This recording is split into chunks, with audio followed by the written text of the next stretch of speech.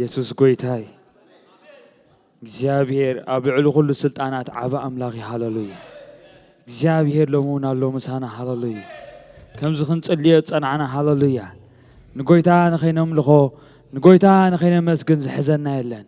ኩሉ ርዑት ተሰቢርዩ ኩሉ ቀንበር ተሰቢርዩ ሃሌሉያ ዝሕዘና የለን ሃሌሉያ ሃሌሉያ ንጎይታ ንኸነምልኽ ዝሕዘና ሎም የለን ሃሌሉያ እግዚአብሔር አሎ ሃሌሉያ ኢየሱስ ጎይታይ ሃሌሉያ ኣብ ቃል አምላኽ ኣብ ኢሳያስ ትንቢት ኢሳያስ ምዕራፍ 4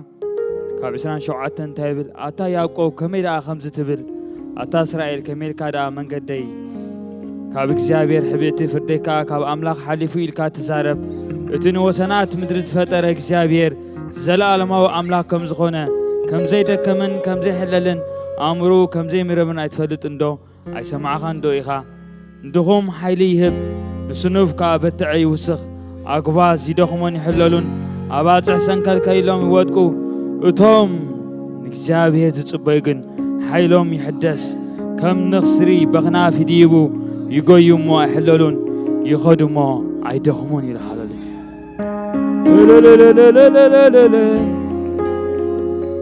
ኢየሱስ ሃሌሉያ ክንሕለል ዘይገድፈና ጎይታ ዘበርትዓና ጎይታ ሃሌሉያ ሕጂ ኸ እስኪ ክንባሪ ኮይና ሃሌሉያ ከም ዘለና ኮይና መፂና ካለና ጎይታ ፍቕርኻ ብዙሕ ኢየሱስ ፍቕርኻ ብዙሕ እዩ ፍቕርኻ ብዙሕ እዩ ጎይታዬ ፍቕርኻ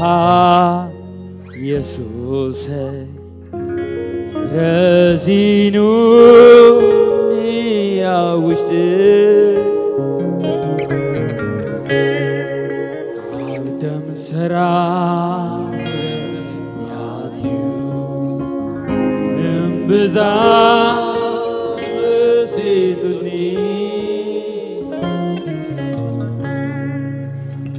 መግለፂ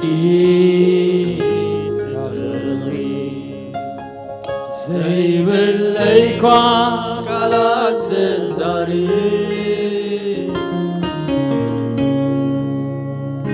ክጅምር ክገልጽ ክፍትህ ኣፈዩ ዘትሕዘኒ ዘይዛርብ ብዝምሃርከኒ ቋንቋ ግና ብመዝሙር ኢየሱስ ፍቕረይ ገልጸልካ ብመዝሙር ኢየሱስ ፍቕረይ ገልጸልካ ኢየሱስ ሃሌሉያ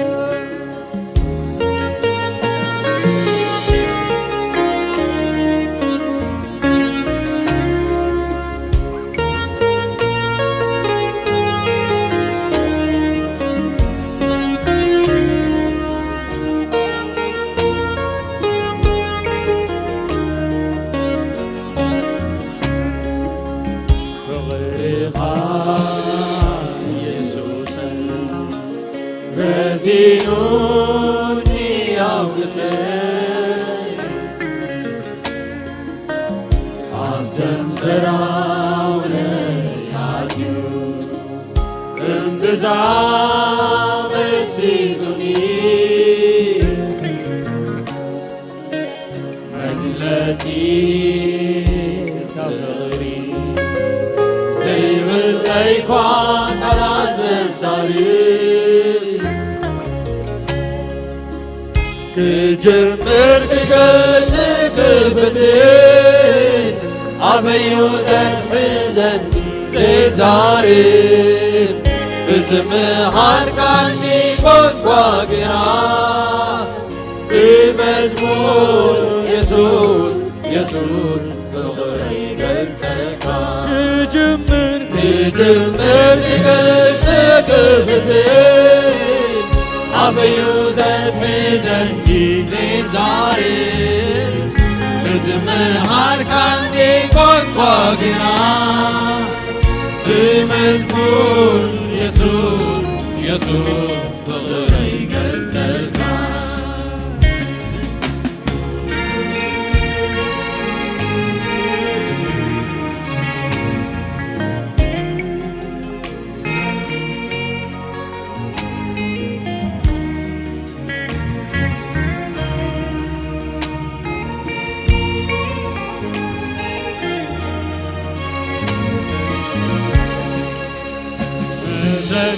ዘይብሉ ፍቕርኻ ዝያዳ ኩሉ ፍልጠት ሓሊፋ ኣልሃልታታ ፍቕሪ ዘንድሩ ኾነሉ ንኽትምሞ ቋንቋ ዕላለይ ዝቐይሩ ኢየሱስ ኢየሱስ ክብል ብፍቕሩ ክገልጸለይ ሓፍር ስሙ ካብ ምጽዋዕ ኣየንኩር ፍቕርኻ ኢየሱሰይ ረዚኑኒ ኣውሽተይ ኣብ ተንሰራውረይ ኣትዩ ምሲቱኒ መግለጺ ተኽሪ ዘይብለይ እኳ ቃላት ትዛርብ ክጅምር ክገልጽ ክፍትን ኣበዩ ዘትሕዘኒ ዛሬብ ብዝምሃርካኒ ቋንቋ ግና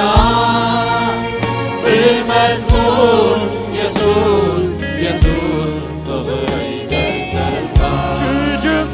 ክጅምር ክገልጽ ክፍትን ኣበዩ ዘትሕዘኒ ዛሬብ ብዝምሃርካኒ ቋንቋ ግና ብመዝሙር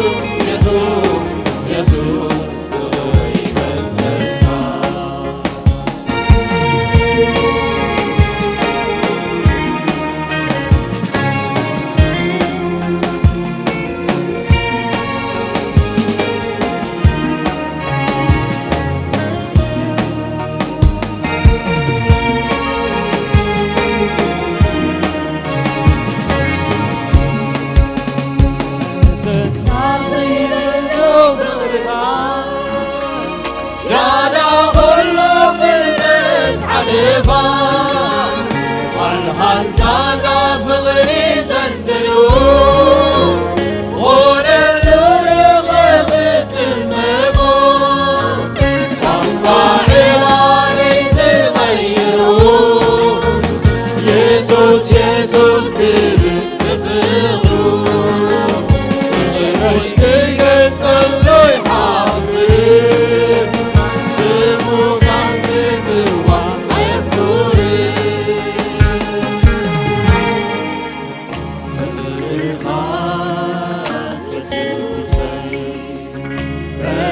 ረዚኑኒ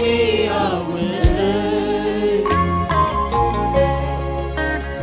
ኣብ ተንሰራውረይ ኣትዩ እምብዛ መሲጡኒ መግለጺ ተኽሪ ዘይብለይ እኳ ቃላት ዘዛርብ ክጅምር ክገልጽ ክፍትን ኣበዩ ዘትሕዘኒ ዛሬብ ብዝምሃርካኒ ቋንቋ ግና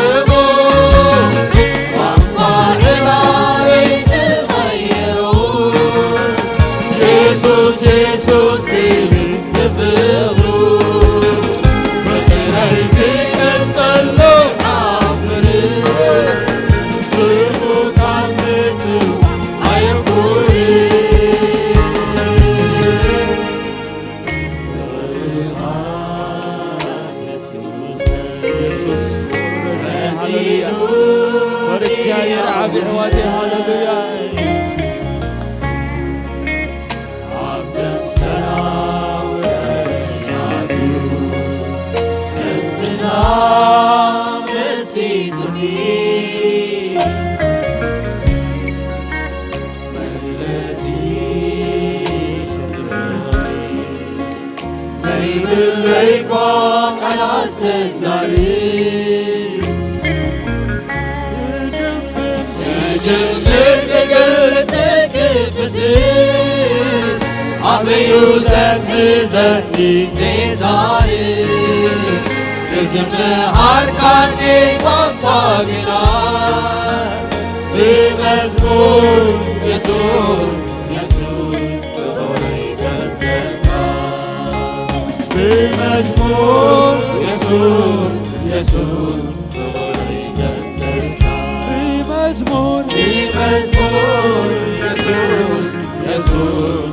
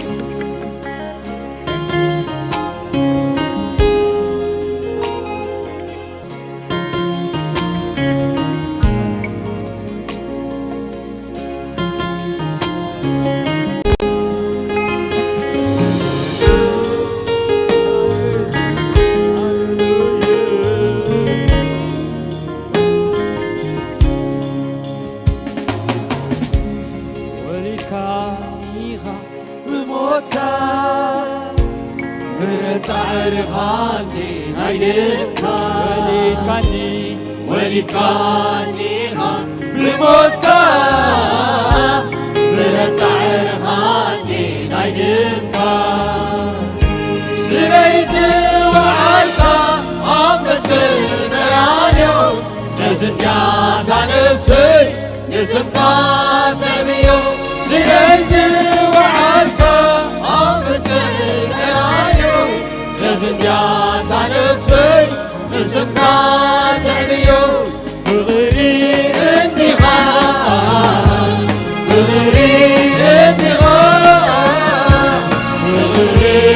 انتقام يسوس بباريها تغري انتقام تغري انتقام تغري انتقام يسوس بباريها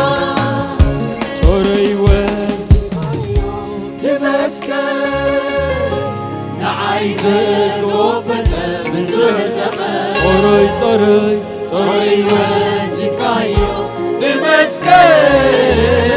نعايزك وبتا بزوح زمان وتو حارة هوية يسوس علها يوت مسترفو رغيبة بسنكا وتو حارة هوية يسوس علها يوت مسترفو رغيبة بسنكا بغير انتقام بغير انتقام بغير انتقام يسوس بباريها بغير انتقام بغير انتقام بغير انتقام يسوس بباريها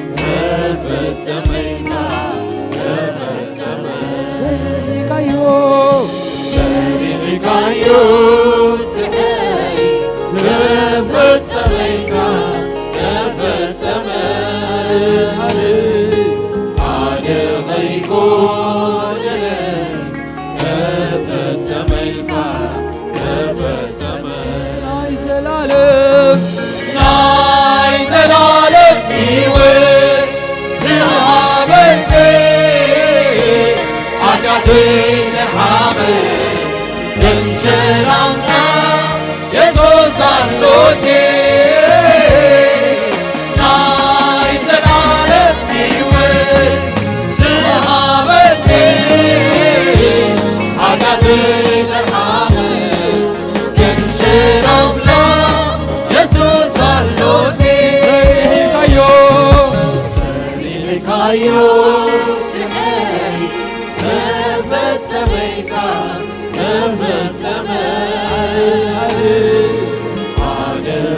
ጎደለ ተፈጸመ ተፈጸመ ሰርካዮ ስሐይ ተፈጸመ ተፈጸመ ዓለኸይ ጎደለ ተፈጸመ ተፈጸመ ናይ ዘላለም ሕይወት ዝሃበኒ ኃጢአተይ ዘሓቐ ገንሸር ኣምላኽ ኢየሱስ ኣሎኒ ናይ ዘላለም ሕይወት ዝሃበኒ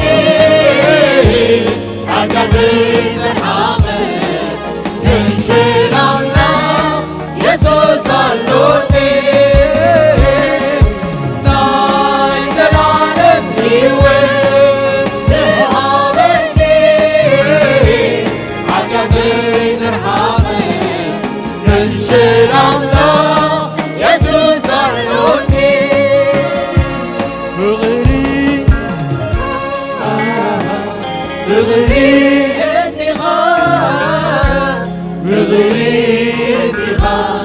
ኢየሱስ ብባሪኻ ፍቕሪ እንዲኻ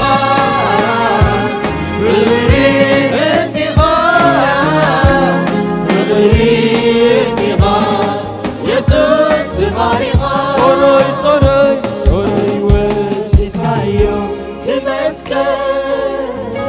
ንዓይ ዘጎበጠ ብዙሕ ዘመን ጮረይ ወሲድካዮ تمسكن نعايز قوبة بزوع زمان وطو حارة هوينة يسوس علمها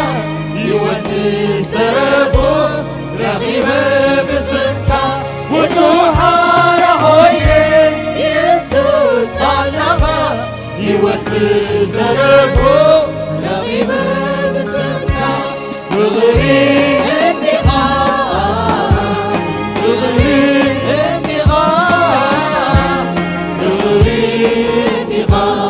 يسوس بالبريقة فغري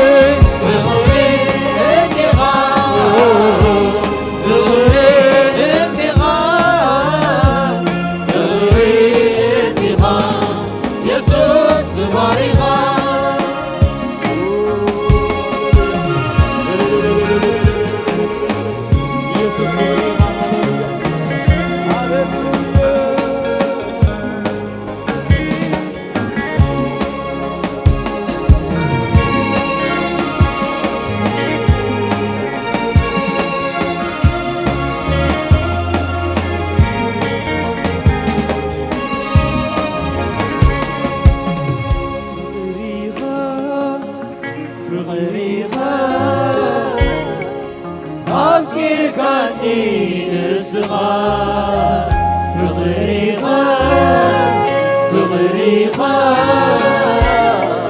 أفكر كاني بينها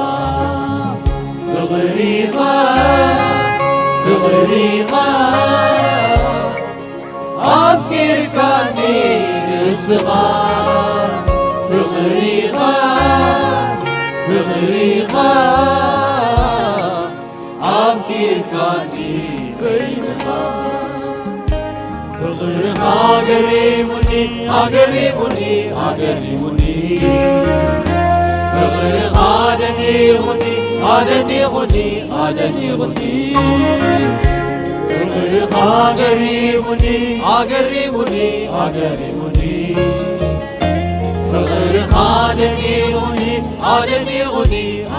غني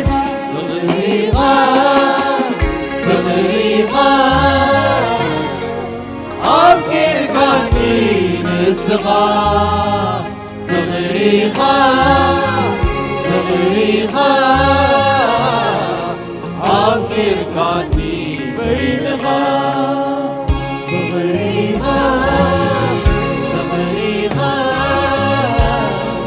أفكر كاني الصغار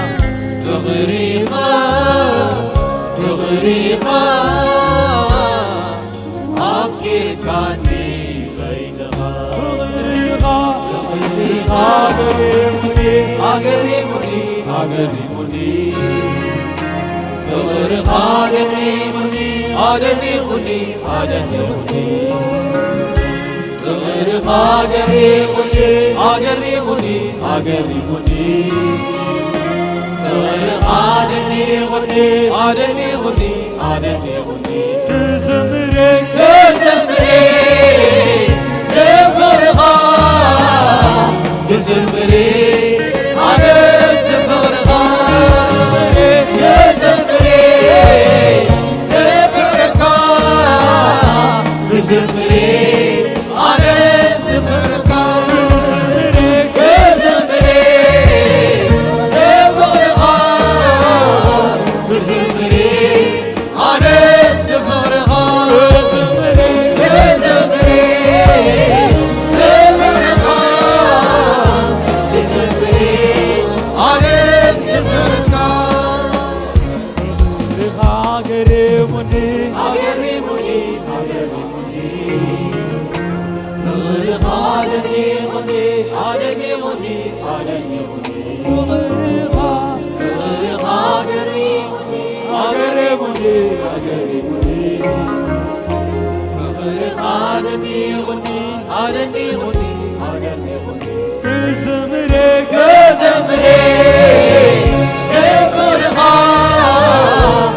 زمري عرس لفرقة يا زمري لفرقة زمري عرس لفرقة يا زمري لفرقة زمري عرس لفرقة زمرك يا زمري لفرقة زمري عرس لفرقة هللويا يسوع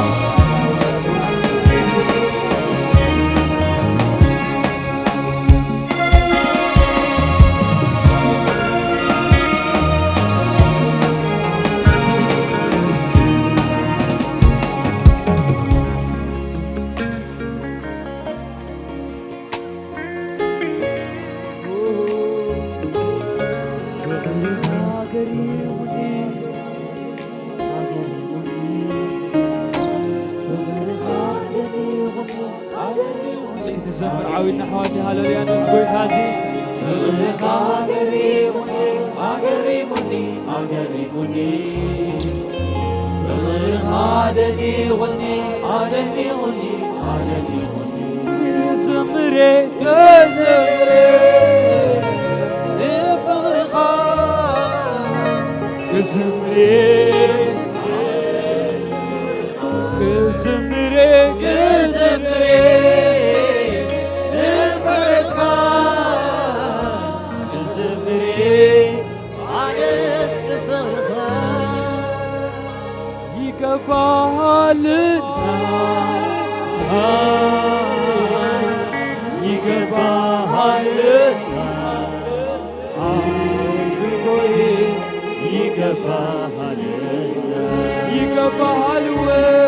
يقبلنا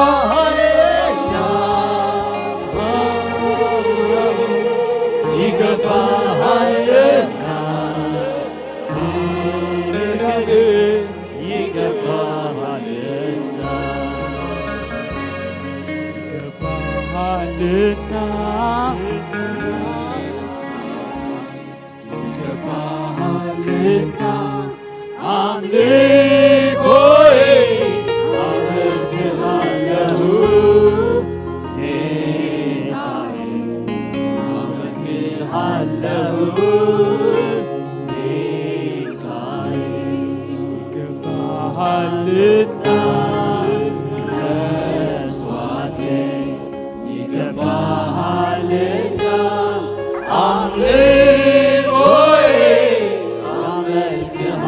هله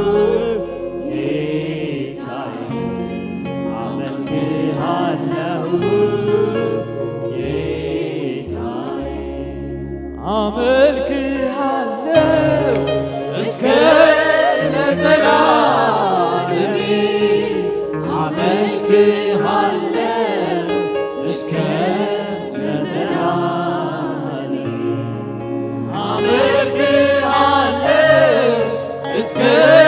ለዘላለሜ አመልክሃለሁ እስከ ለዘላለሜ ይገባሃልና መስዋዕቴ ይገባሃልና አምልኮዬ አመልክሃለሁ ጌታዬ አመልክሃለሁ ጌታዬ አመልክሃለሁ እስከ ለዘላለሜ አመልክሃለሁ እስከ ለዘላለሜ አመልክሃለሁ እስከ ለዘላለሜ አመልክሃለሁ እስከ ለዘላለሜ غيرها قريمني አገሬሙኒ አገሬሙኒ غيرها دنيغني አደኒሙኒ አደኒሙኒ غيرها قريمني አገሬሙኒ አገሬሙኒ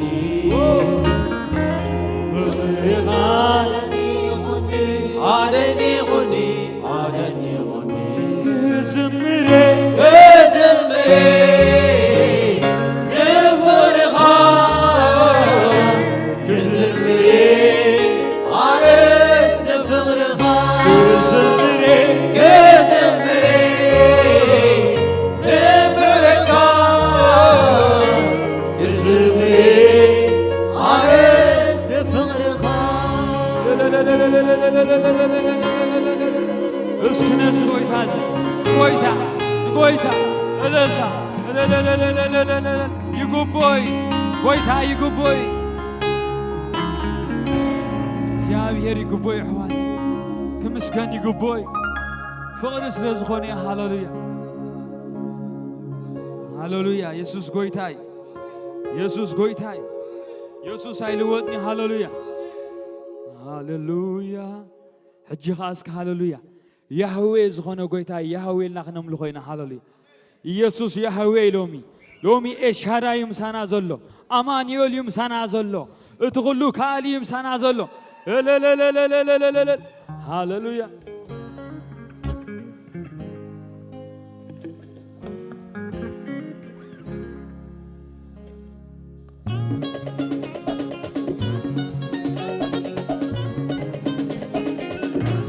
ሃሌሉያ እስክንስ ጎይታ ዘለ ታጨብጨባ ዘለና ሃሌሉያ ሃሌሉያ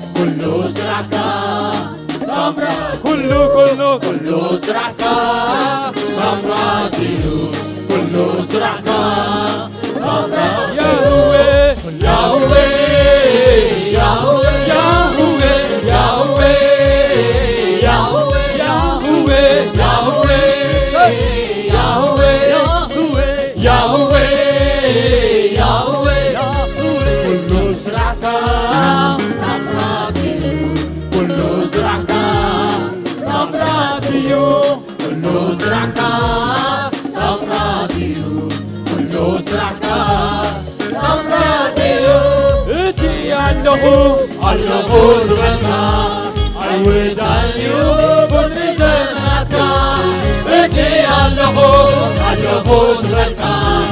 አይወዳልዩ ቁፅሪ ዓመታትካ እቲ ኣለኹ ዝበልካ አይወዳልዩ ቁፅሪ ዘመናትካ እቲ ኣለኹ ዝበልካ አይወዳልዩ ቁፅሪ ዓመታትካ ኩሉ ስራሕካ ታምራት እዩ ኩሉ ስራሕካ ታምራት እዩ ኩሉ ስራሕካ ታምራት እዩ ኩሉ ስራሕካ ታምራት ያህዌ ያህዌ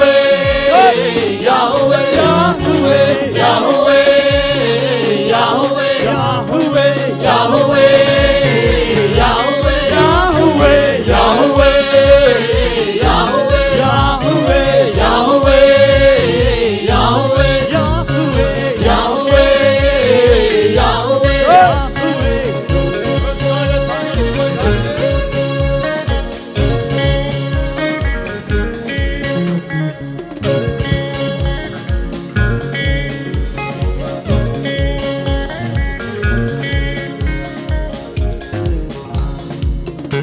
ኩሉ ስራሕካ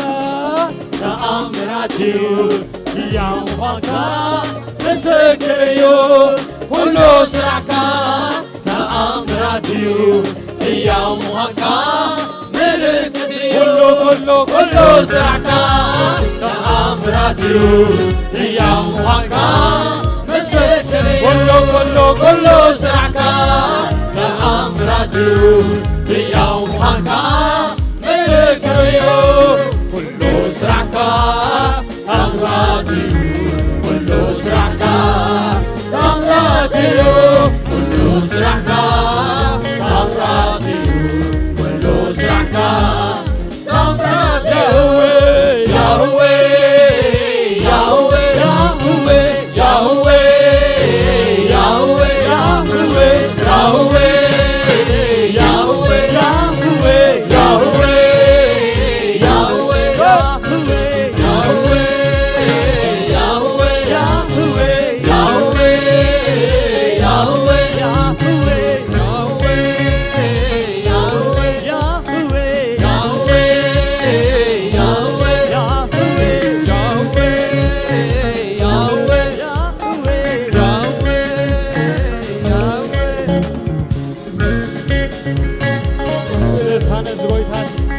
ሃሌሉያ ያህዌ ዝኾነ ኣምላኽ ምሳና እዩ ዘሎ ሎማ ሃሌሉያ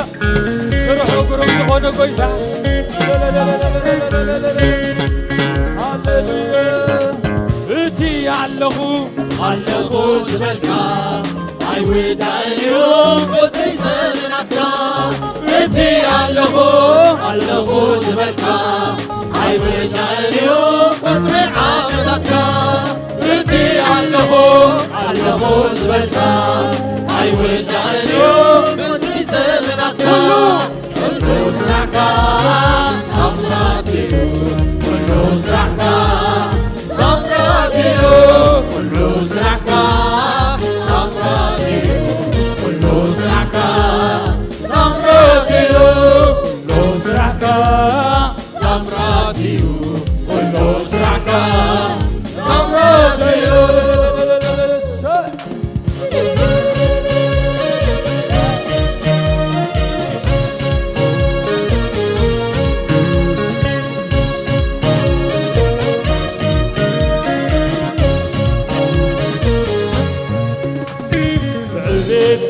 ተበሪካ ትነብር ምንም ኩሉ ከማኻ ዝኸብር ብዕቤትካ ተበሪካ ትነብር ምንም ኩሉ ከማኻ ዝኸብር ብዕቤትካ ተበሪካ ትነብር ምንም ኩሉ ከማኻ ዝኸብር ብዕቤትካ ተበሪካ ትነብር ምንም ኩሉ ከማኻ ዝኸብር ሰማያት ግብርኻ ይነግሩ ፍጥረት ምድሪ ስራሕካ የውርዩ እስኻ ዓብ ኣምላኽ ኳንካ ፈሊጡ ኩሉ ይገዛእካ ሰማያት ግብርኻ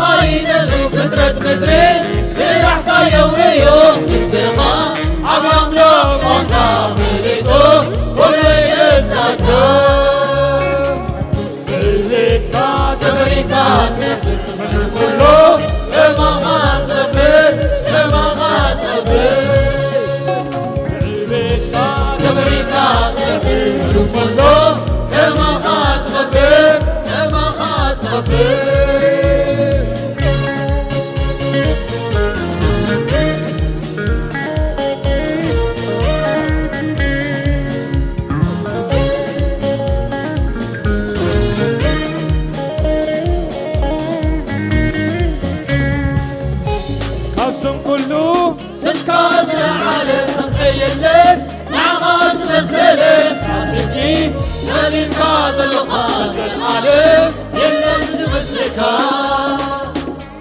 نفسم كله سكات العالم نعغاز مسلن سامجي نبي كاز الغاز العالم يلن زمسكا أمريكا تبر من كله كما خاص غفر كما خاص غفر أمريكا تبر من كله كما خاص غفر كما خاص غفر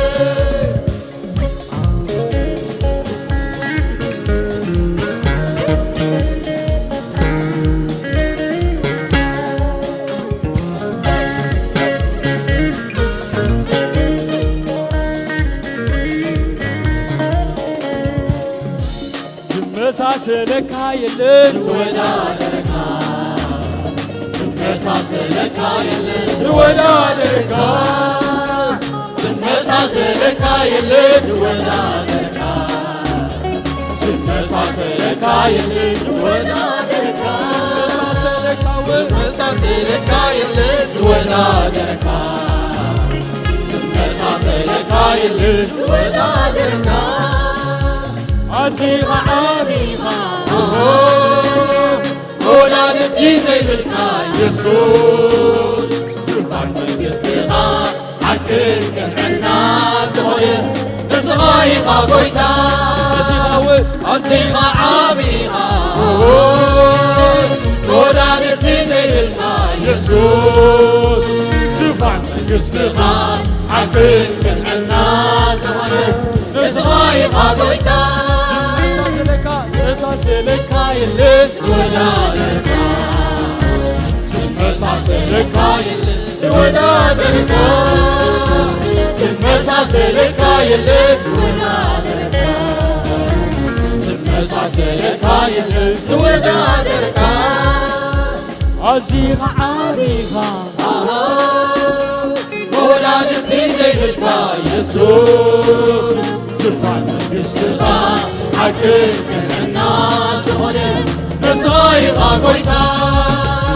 عزيغا عابيغا ولادتي زي بالكا يسوس سلطان منقستيغا حكر كنعنا زغير نصغايغا قويتا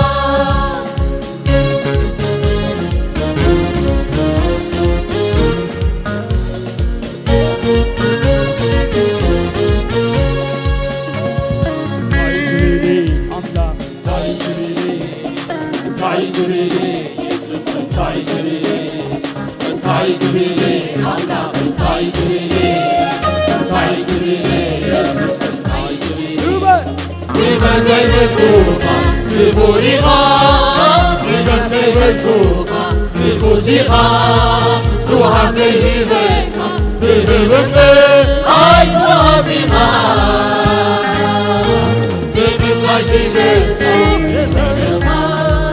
إنه إزلي أكلمها بيبكا كيبكا إنه إزلي أكلمها تاي كبيري أملاخي تاي كبيري تاي كبيري يسوس تاي كبيري تاي كبيري أملاخي تاي كبيري تاي كبيري يسوس تاي كبيري كيبل كيبل كوكا كيبوريغا كيبس كيبل كوكا كيبوسيغا جوها كيبكا كيبكا أي توهانيغا بالمتاع تيجيتو إنه اسم عكنها بالمتاع تيجيتو إنه اسم عكنها بالمتاع تيجيتو إنه اسم عكنها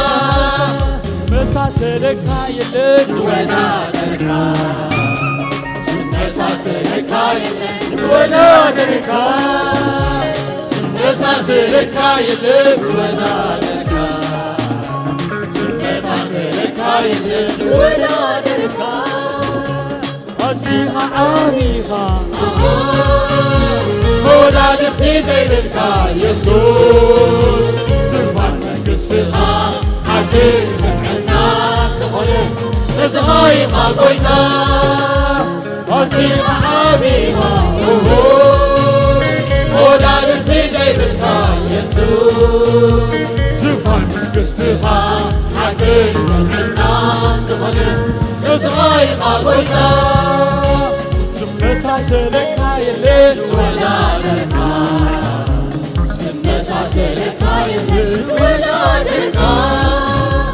ዝመሳሰለካ የለን ወዳደርካ ዝመሳሰለካ የለን ወዳደርካ ዝመሳሰለካ የለን ወዳደርካ ዝመሳሰለካ የለን ወዳደርካ ሃሌሉያ ኢየሱስ ተመስገን ሃሌሉያ ሃሌሉያ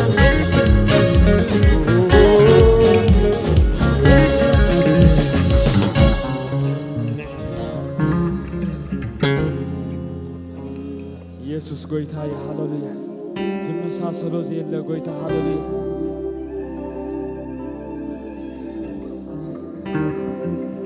እግዚአብሔር ዝመስሉ የለን ኣሕዋቴ ሃሌሉያ ሃሌሉያ ኢየሱስ ቅዱስ ኢኻ ዓብዪ ኢኻ ከማኻ የለን ኢየሱስ ኣብ ዘይቅረብ ብርሃናት ትነብር ምሳሌ ብልካ ቅዱስ ቅዱስ ቅዱስ ኢኻ እግዚአብሔር ቅዱስ ኢኻ ቅዱስ ቅዱስ ቅዱስ ኢኻ እግዚአብሔር ቅዱስ ኢኻ ቅዱስ ቅዱስ ቅዱስ ቅዱስ ቅዱስ ኢኻ እግዚአብሔር ቅዱስ ኢኻ ቅዱስ ቅዱስ ቅዱስ ኢኻ እግዚአብሔር ቅዱስ ኢኻ እግዚአብሔር ቅዱስ ኢኻ እግዚአብሔር ቅዱስ ኢኻ እግዚአብሔር ቅዱስ ኢኻ እግዚአብሔር ቅዱስ ኢኻ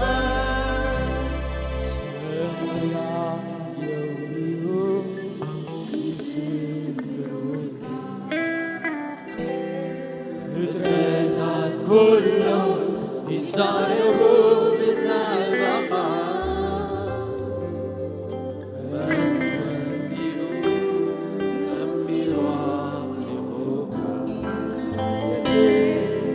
ቃላት የለን ወይስ ቋንቋ ዝገልጸልካ ዝገልጽ ቃላት የለን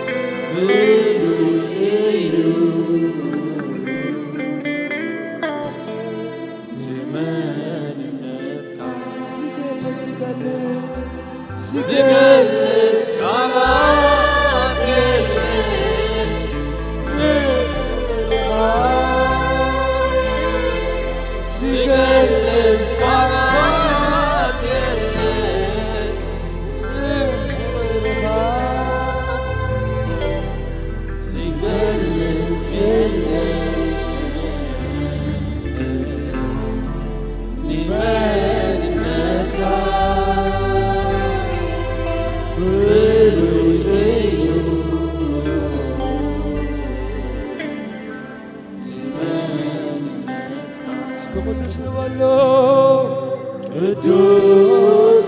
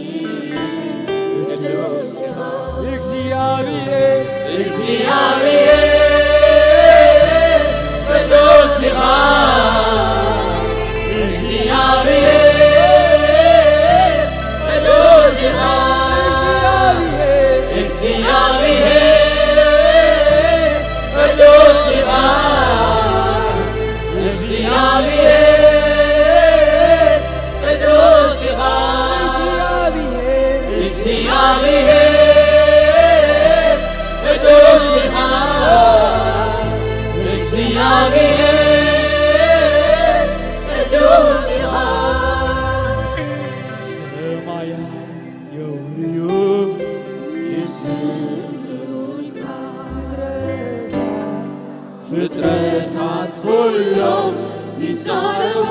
ይዘምራሉ ዘምሩ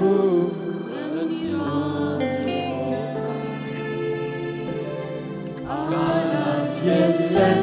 ወይስ ቋንቋ ዝገልጸካ ዝገልጽ ቃላት የለን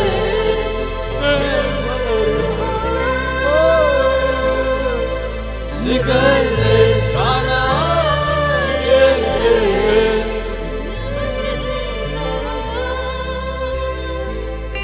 ዝገልጽ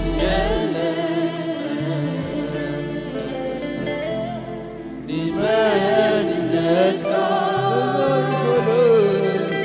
ፍሉይ እዩ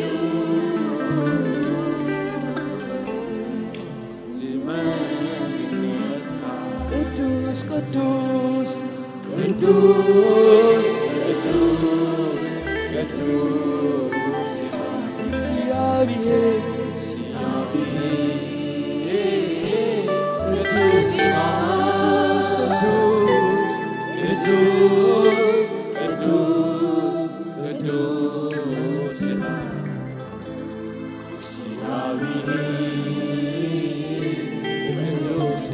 እግዚአብሔር እግዚአብሔር ቅዱስ እግዚአብሔር ቅዱስ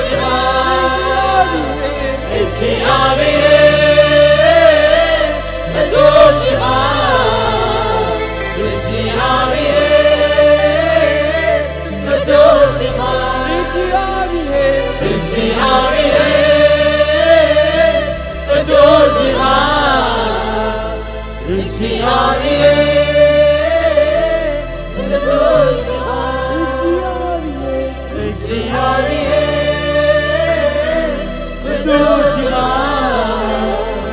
እግዚአብሔር ቅዱስ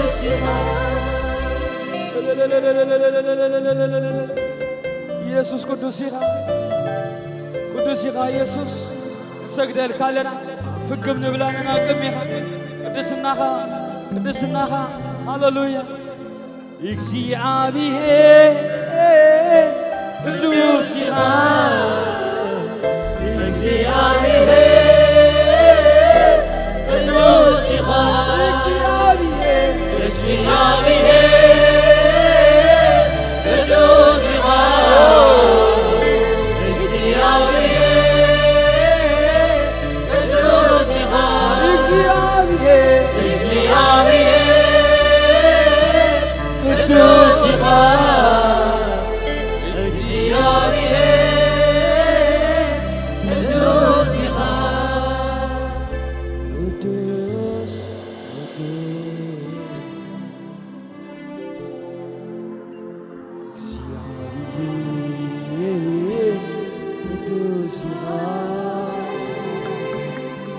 ቅዱስ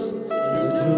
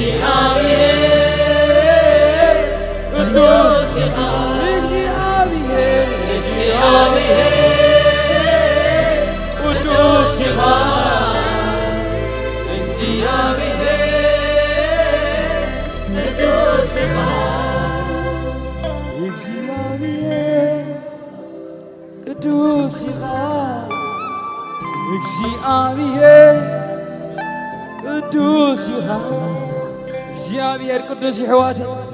ቅዱስ ኢየሱስ ሃሌሉያ በቅድስናው ስመስሎ የለን ቅዱስናኻ ኢየሱስ ቅዱስ ኢየሱስ ቅዱስ ኢየሱስ ሃሌሉያ ሃሌሉያ ሕይወተይ ነዚ ቅዱስ አምላኽና ነምልኽ ነዚ ቅዱስ መንነቱ ዝኾነ ጎይታ እግዚአብሔር ቅዱስ እግዚአብሔር ቅዱስ እግዚአብሔር ቅዱስ እግዚአብሔር ቅዱስ ሃሌሉያ ሎሚ በዚ ቅድስና መንፈስ በዚ መንፈስ እግዚአብሔር ሕለፈና ቅዱስ ኢየሱስ ቅዱስ ኢየሱስ ንሰግድ ኣብ ቅድሚኻ ንንብርከኻ ኣብ ቅድሚኻ ቅዱስ ኢየሱስ ሓያል ኢየሱስ ሃሌሉያ ኣመስጊና ንጸግበካን ኢየሱስ ስምካ ይባረኽ ሃሌሉያ ጎይታ ባርኩም ሃሌሉያ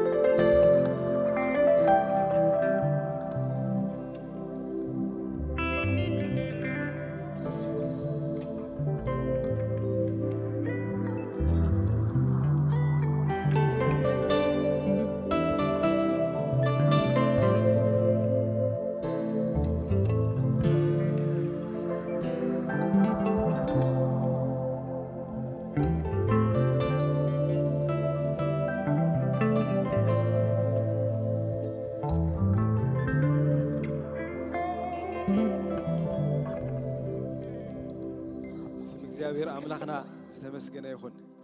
እቲ እንዝምረሉ ቅዱስ ዝኾነ እግዚአብሔር በባህሪው ቅዱስ በስልጣኑ ቅዱስ በግርማው ቅዱስ ንዑ ዝመስል ከዓ ዘየለ ዓቢ እግዚአብሔር አምላኽና ካብ ዘለዓለም ንዘለዓለም ክብሪ ይኹን ነው በሐቂ ነዛ አምላኽ ዝምውዳስ ከዓ ሰናይ መጽሐፍ ቅዱስ ክዛረብ እንከሎ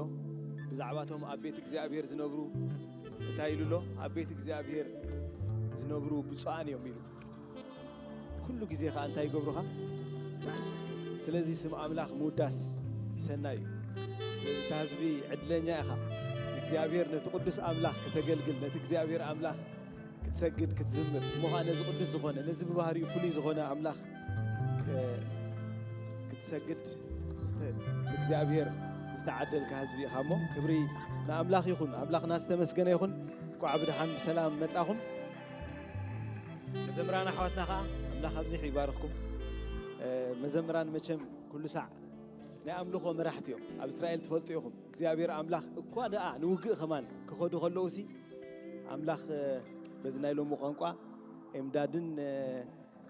ሰራዊ እንታይ ዝበሃል ኣጽዋርን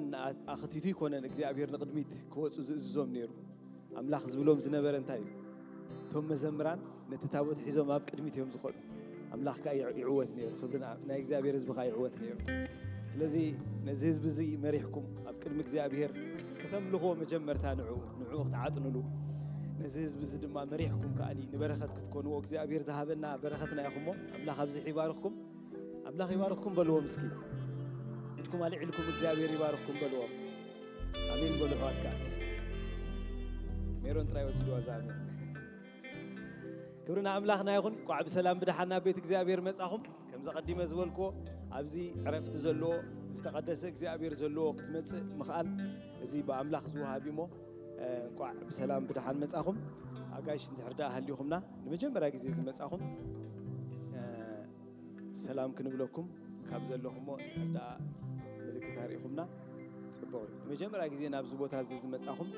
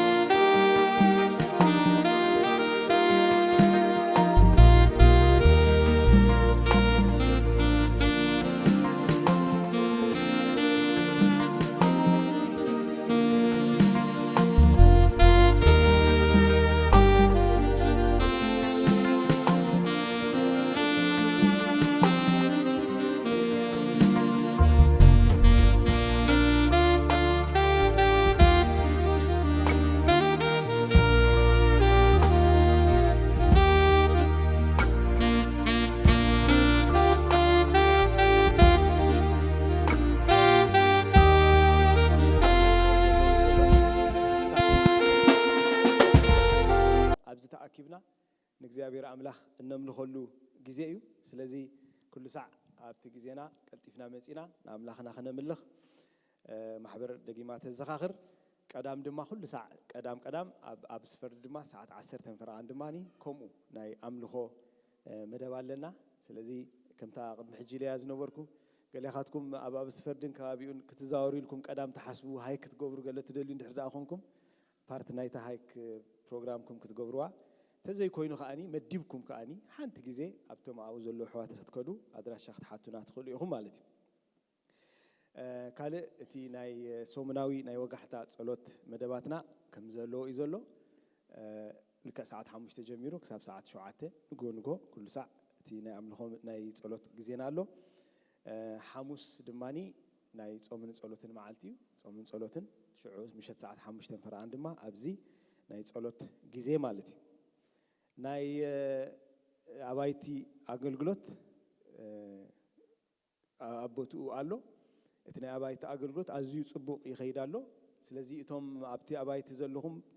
أمونات كونكم تساتفوا زلهم زي رابزي حباركم نقاط صلوا مخنياتو كم بيت كريستيان نايتي ناي جسنت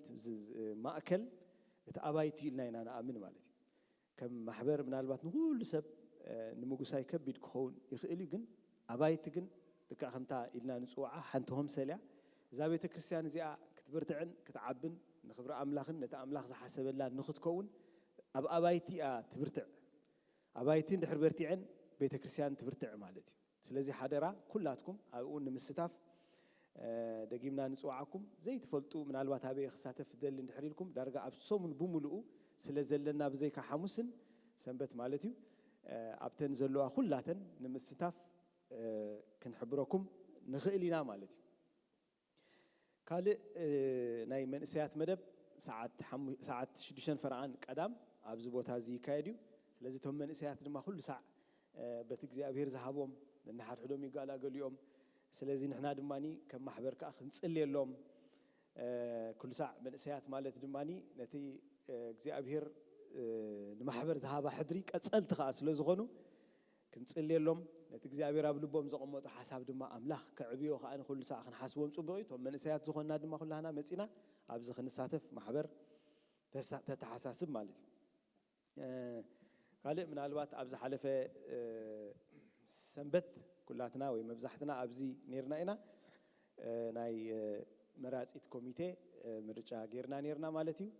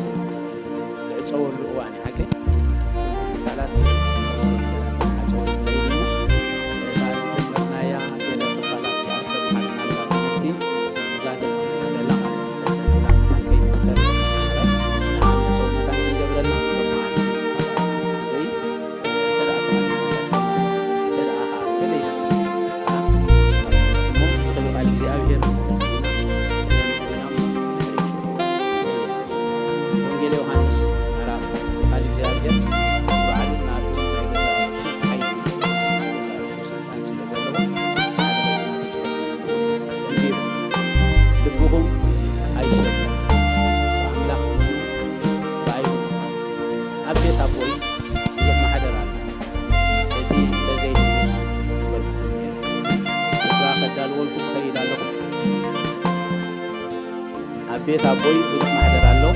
لكن تزاي دروس مبارك نيرة سفرة خداروكم خير الله كيدا سفرة مش عدل لكم أبدي أنا ذا لكم مسقطون أو منكم تملي سيكون تيمون أبقاكم تيمون نباي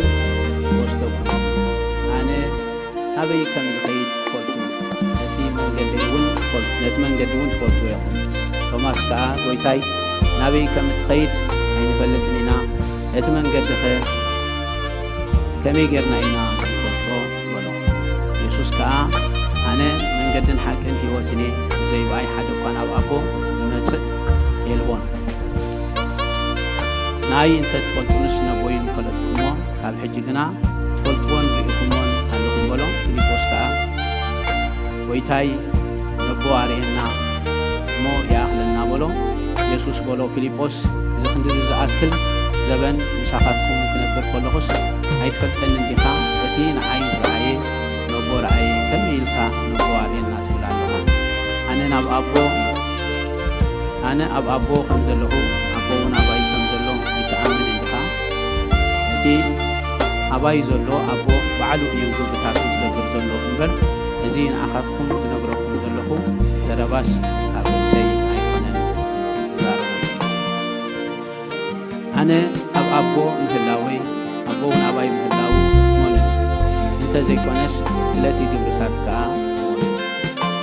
أنا نب أبو يخيد الله التي رأي بأمن إذا أنا بقول له جبرتك كم جبر أبو عدو كم جبر حكي أبو أودي ما أنت خبر سي ما يلزم ولا بلا خمسين السمي قال أنت لمنكم كجبر لكم تذكرين دين خمسين سي لا في حال مشكلة أنا نبو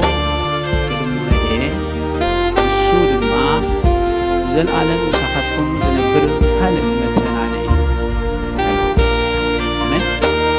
جابر مسكين تا خابزي في بملؤ عرفة حلف الجمهور كلنا زنبرنا يوم هنا ذات فتي ويها يسوع كريستوس زار بعد لو بلاي أتقلي عشر دوشة مستي حفشاوي كنتات دكتور مزامورتي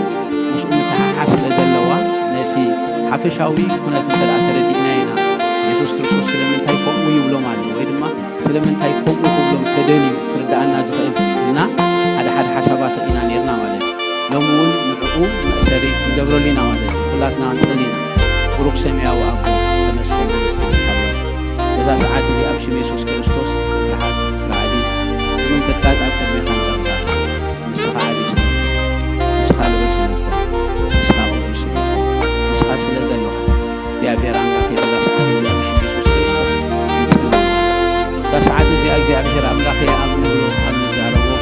يا بير أملاخي أقول يا ما أدق الخلون أمشي يسوع كريستوس أقال كأمنزارنا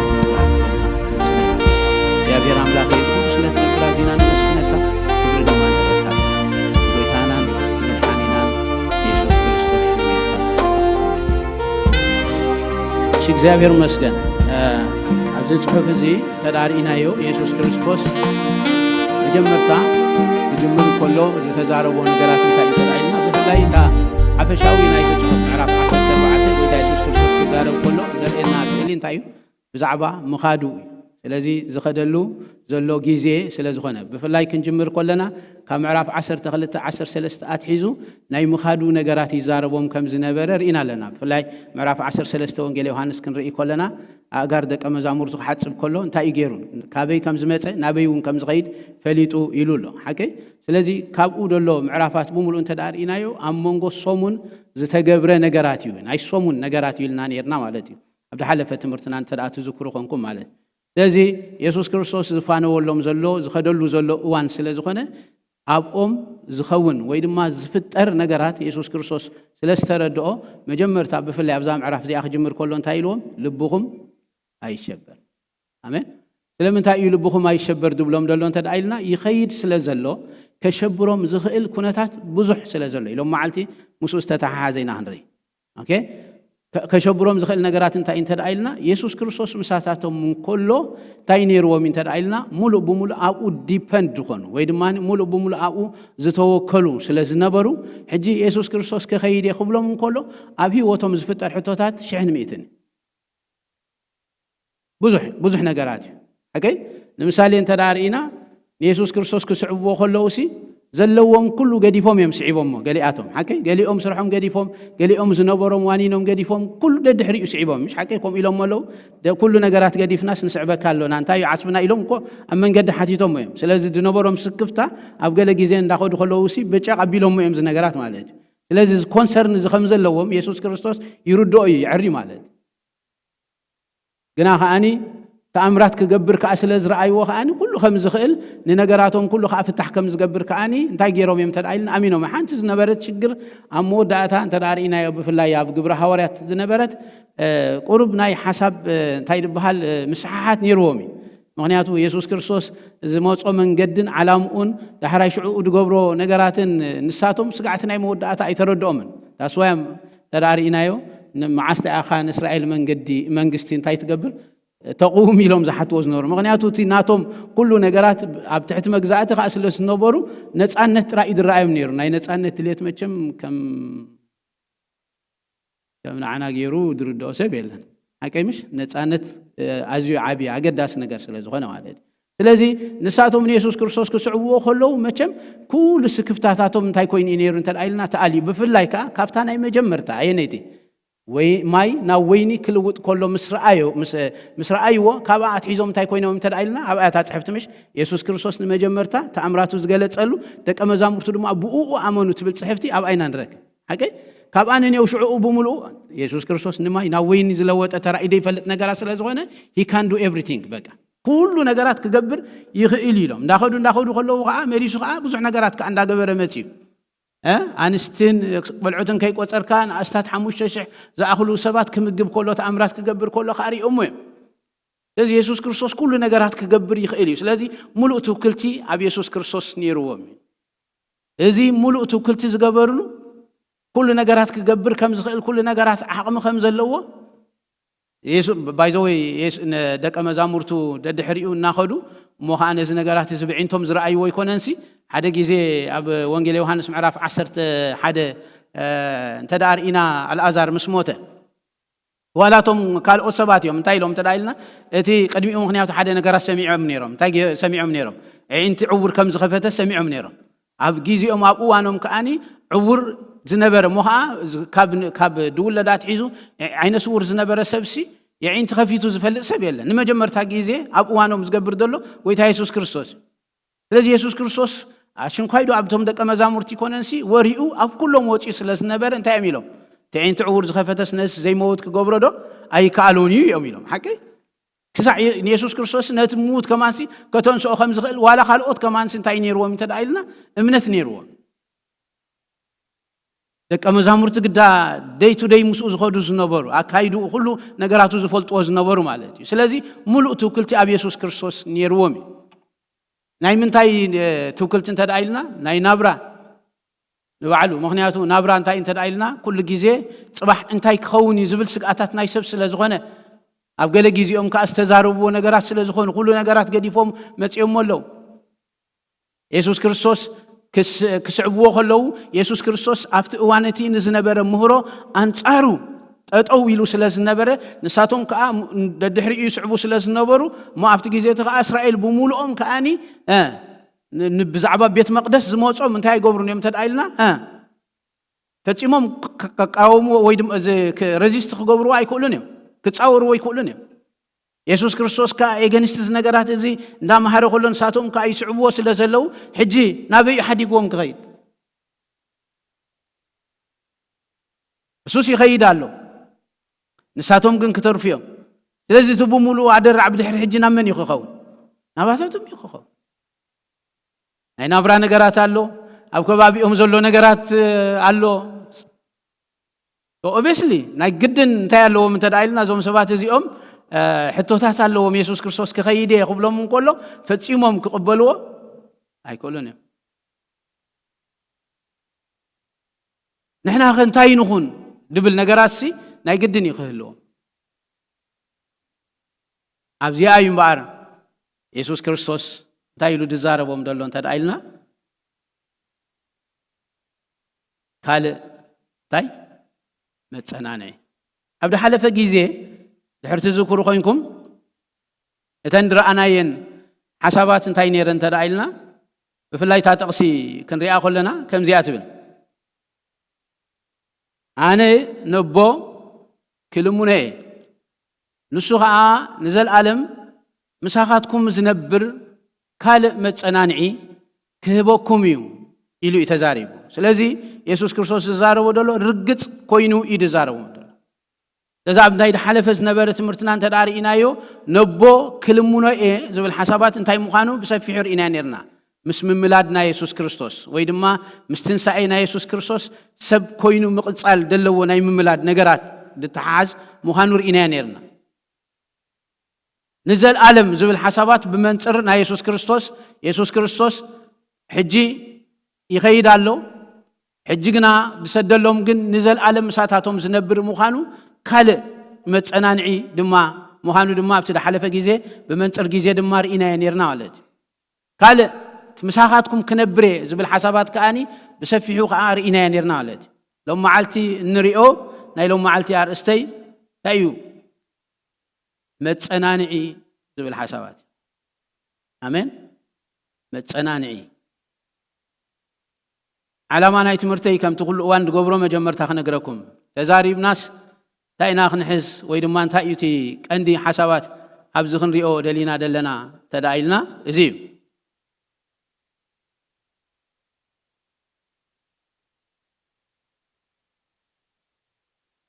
እንሪኦ ሓሳባት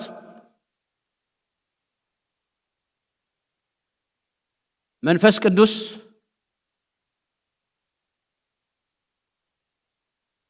ኣብ ቀድሚ ፈተና ምእታውና ይኹን ኣብ ፈተና ምስኣተና ዘጸናንዕን ዘውፅእን ዓቕሚ ወይ ድማ ክእለት ዘለዎ ኣካል ምሳና ምህላው ምፍላጥ ደግመልኩም መንፈስ ቅዱስ ቀድሚ ፈተና ምእታውና ይኹን ወይ ድማ ኣብ ፈተና ተዳኣቲና ኣብ ፈተና እንወጻሉ ወይ ድማ ኣብ ፈተና እናኣትወሉ እዋን ንሱ መጸናንዒ ምዃኑ ምፍላጥ ብኡ ከዓ ክንተኣማመንን ኣብኡ ክንውከልን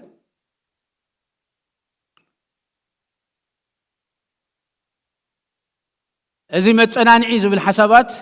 ባይዘወይ መጀመርታ ሓደ ነገራት ምኽዛረብ እዚ መጸናንዒ ዝብል ሓሳባት እንተደኣ ርኢናዮ እንታይ ማለት እዩ እንተደኣ ኢልና ብዙሕ ግዜ መጸናንዒ ዝብል ኣብ ኣእምሮና ክመጻና ከሎ ኣብ ግዜ ሽግር ንዘሎ ነገራት እዩ ምሽ ሓቀይ ብፍላይ ከዓ ምስ ዓውደ ንባብ እንተደኣ ርኢናዮ ማለት እዩ ኣብ ሽግር ክትኣቱ ከለኻሲ ብዙሕ ግዜ ኣብቲ ቋንቋና ወይ ድማ ኣብቲ ንሕና ንጥቀመሉ ኣብ መዓልታዊ ናብራና ገለ ነገራት ከጋጥመካ ከሎ ድህልወካ ወይ ድማ እትረኽቦ ነገራት እንታይ ንብሎ እንተደኣ ኢልና ምጽንናዕ ንብሎ ኢና መጸናንዒ ዝብል ሓሳባት ስለዚ ብሓቂቲ ሓደ ነዚ ነገራት እዚ ይውክል እዩ ኣብ ካልእ ጽሑፋት ክንሪኦ ከለና ከዓ ብኻልእ ሸነኻቱ ከዓኒ ኣድቮኬተር ከዓ ኢሎም ኣለዉ ማለት ነቲ መጸናንዒ ድብል በጀካቲ ምጽንናዕሲ ኣድቮኬት ድገብር እውን ወይ ድማ ኣብ ክንዳኻ ኮይኑ ከዓ እንታይ ዝገብር እንተደኣ ኢልና ዝማጎት ዝዛረብ ዝብል ወይ ድማ ዝከላኸል እንኮላይ ምዃኑ ከዓኒ ብዙሕ ግዜ ምስ ናይ ቤት ፍርዲ ኢና ወይ ድማ ምስ ገለ ከምኡታት ዓይነት ዝተተሓሓዙ ኢና ዝቃል ዝንጥቀመሉ ግን ኣብ ክንዳኻ ድኸውን እንኮላ እዩ ማለት ነዚ ክልቲኡ ነገራት ክንሪኦ ከለና እምበር መጀመርታ ኣብቶም ዝሓለፉ ዝነበሩ ነገራት ሞኸኣይ ዕርየ ኮንፈርም ክገብረልኩም ድደሊ ወይ ድማ ክንርድኦ ዘለና ኢለ ዝሓስቦ ነገራት እዚ እዩ መጀመርታ ብዛዕባ መንፈስ ቅዱስ ክንሓስብ እንከለና ብደይ ድኾነ ካልእ ቅድመ ኩነት ብደይ ድኾነ ካልእ ቅድመ ኩነት እንታይ ማለት ይመስላትኩም ምስናትና ዕድመ ናይ ክርስትና ምስናትና ተመክሮ ምስናትና ፍልጠት ምስ ድኾነ ነገራት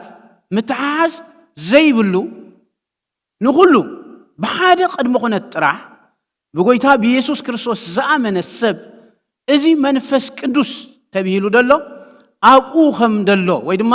ኣባኻ ከም ደሎ ወይ ድማ ኣባኻ ከም ደሎ መጀመርታ በዚ ነገራት ዝክንጅምር ክንከል ኣለና ትመልእኽቲ ሽዑኡ ንመን ክኸውን መሲልኩም ንኹልና መጣን ክኸውን ለሓለፈ ግዜ ብዛዕባ እዚ ነገራት እዚ ክዛረብ ከለኹ ሓደ ነገራት ተዛሪበ ነይረ ካብቲ ናይ እግዚኣብሔር ኣዝዩ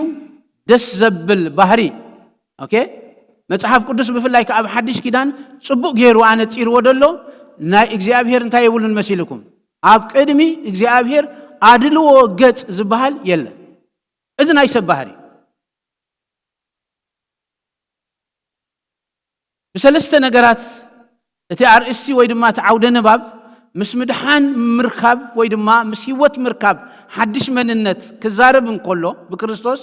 ንሰለስተ ዓበይቲ ነገራት እንታይ ገይሩሎ እንተዳኢልኩም ብፍላይ ኣድልዎ ዝበሃሉ ምፍልላይ ዝበሃሉ ንዝገልጹ ነገራት ሰለስተ ዓበይቲ ነገራት ገሊጹሎ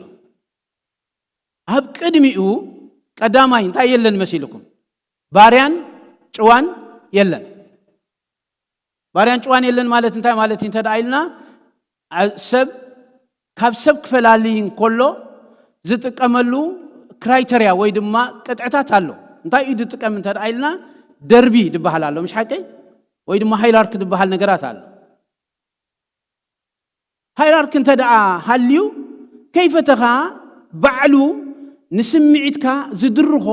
ምፍልላይ ክትገብር ናይ ረኣያ ለውጢ ክትገብር ንሓደ ሰብ ኣብ ገለ ነገራት ከተቐምጦ ንሓደ ሰብ ኣብ ገለ ነገራት ከተቐምጦ እዚ እንታይ እንተዳኢልና ምስምዒትካ ዝተሓሓዝ ንቡር ነገራት ናይ ሰብ ባህሪ ኣብ እግዚኣብሔር መፂና ክንዛረብ ከለና ግን ነዚኣ ነገራት እዚኣ ብክርስቶስ ክዛረብ እንከሎ እንታይ እንተዳኢልና ደርቢ ዝበሃል ነገራት የለን ባርያን ጭዋን ማለት በቲ ናይ ሽዑ ኣገላልፃ በዚ ናይ ዝሕጂ ከኣኒ ኣስራሕን ሰራሕተኛን ድብል እዩ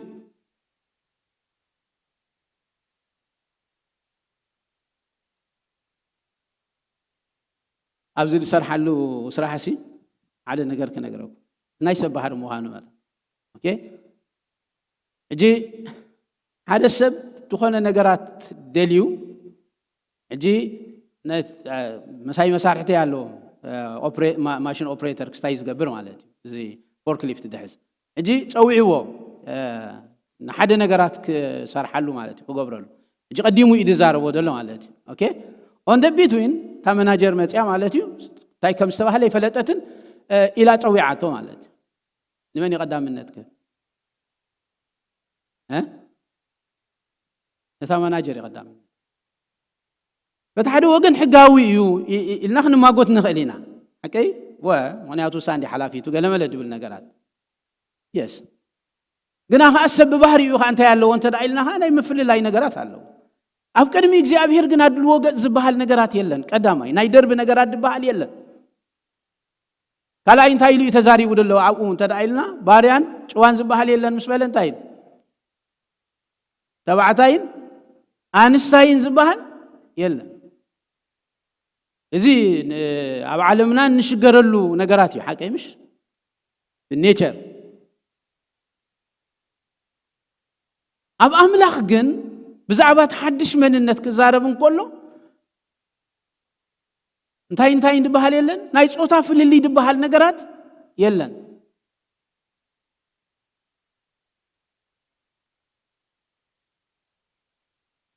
ታሳልሰይት እንታይ ይለዋል ኣና አልተዘከረን ባርያን ጭዋን አይሁዳውን ጽርዓውን ዝበሃል ከዓ የለን ታልሳይት هذا ዓበይ ሽግር ከ አንተ ዳይልና ከአኒ ናሽናሊቲ ሓቂምሽ ናሽናሊቲ ዓቢ መፈላለይ ሰባት ኣብ ኩሉ ጉዳያቶም የእትውዎ ገሊኦም ብቅንዕና የእትውዎ ገሊኦም ከዓ ብደይ ቅንዕና የእትዎም ናሽናሊቲ ንምፍልላይ ናይ ሰብ ክስታይ ስለ ዝኾነ ቀንዲ ባእታ ስለ ዝኾነ ማለት ኣብ ቅድሚ እግዚአብሔር ግን ኢና ንብል ደሎና ሕጂ ሓንቲ ነገራት ያ ተገድስ ንሳ ከዓ ኢየሱስ ክርስቶስ ንኩሉ ሰብ እንታይ ኮይኑሉ እንታይ ዳይልና ሞይቱሉ ንኩሉ ሰብ ተሰቂሉሉ ብኡ እንተዳ ኣሚኑ እዚ ሰብ እዚ ሕጂ እቲ ኢየሱስ ክርስቶስ ዝገበሮ ዘበለ ነገራት ንዑ እንታይ ይገብሮ እንተዳይልና ይምልከቶ ስለዚ ኣምላኽ ንዑ ድሪኦ ብመን እንተዳይልና እምበር ብክርስቶስ ስለዚ ጎይታ ኢየሱስ ክርስቶስ ክዛረብ እንኮሎ እንታይ ኢሉ ኣነ ነቦ ክልምኖ ኢሉ ክዛረብ እንኮሎ ብዛዕባቲ ናይ ክህንነት ዕዮ ይዛረብ ስለዘሎ ምእንቲ መን እንተዳኢልና ምእንቲ ሰብ ማለት በፍላይ ከዓ ኣብቲ ክውንነት ከኣኒ ብምኽንያት እቶም ብኡ ዝኣመኑ ወይ ድማ ነቶም ብኡ ዝኣመኑ ማለት ስለዚህ ንጎይታ ኢየሱስ ክርስቶስ ዝተቀበሎ ሰብ ሎሚ ይምጻ 20 ዓመት ይግበር እዚ ንዛረቦ ደለና ንመን ይዝምልከቶ እንተዳኢልና ንኹላትና ይዝምልከተና ደለናዮ መንፈሳዊ ኩነት ደለናዮ ካልእ ነገራትን ኩሉውን ብዘይገድስ ኣብ ገሊኡ ቅንዑን ዘይኮነ ኣካይዳ ንዕኡ ጽቡቕ ኣይኮንኩን ድብል ደለኹ ከምቲ ኩሉ ግዜ ድዛረቦ ንዕኡ ኣይኮንኩን አንደርላይን ድገብር ደለኹ ግን ንሱ እንታይ ይገብረካኒ እንተዳኢልና ካብዚ ነገራት እዚ ኣይትርፈካኒ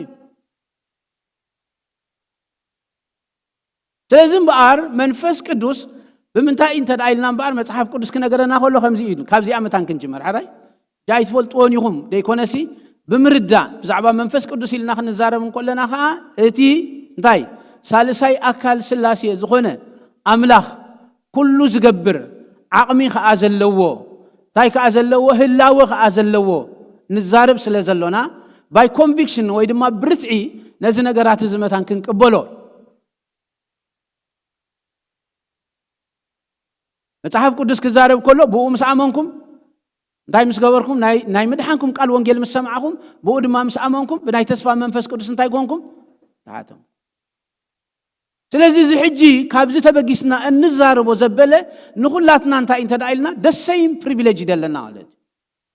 ማዕረ ዝኾነ ሓለፋ ይደለና ማለት እዛ ንደቀ መዛሙርት ድዛረቦም ደሎሲ መንፈሰይ እትመጸናንዒ ክህበኩም ሞኻት መጸናንዒ ዝገብሮ ዘበለ ነገራት ብሙሉኡሲ ካብ ምህላው ኣትሒዝናን ብድሕሪኡ ከዓ ብምህላው እንረኽቦ ሓለፋን ብሙሉኡሲ we are the same privilege ማለት we have the same privilege ማለት the same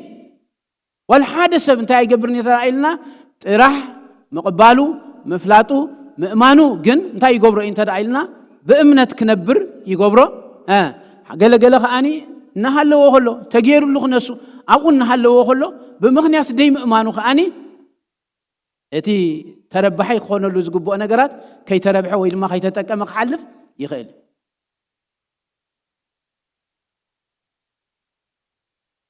ስለዚህ እምበኣር እዚ መጸናንዒ ኢልዎ ደሎ ኣብ መጽሓፍ ቅዱስና መጀመርታ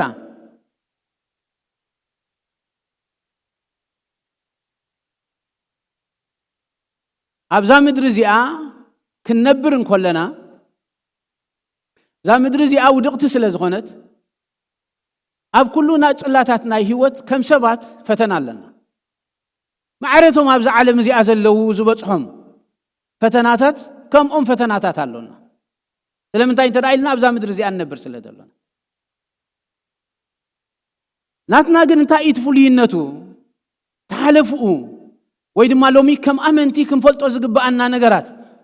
ብኡ ድማኒ ብእምነት ክንነብርን ንኣምላኽ ድማ ከነመስግኖን ዝገብረና ነገራት ግን እንተዳኢልና ግን ንሕና ግን ከምቶም ንኣምላኽ ዘይፈልጡ ሰባት ግን ኣይኮንናን ዘይኮንና ክንስና ክንከውን ንኽእል ኢና ባዕልና ማለት እዩ ብዘይ ምርዳእና መጽሐፍ ቅዱስ ክነግረና ከሎ ግን መንፈስ ቅዱስ ኣባና ዘሎ ሰባት ኢና እቲ መጸናንዒ ኣባና ዘሎ ሰባት ኢና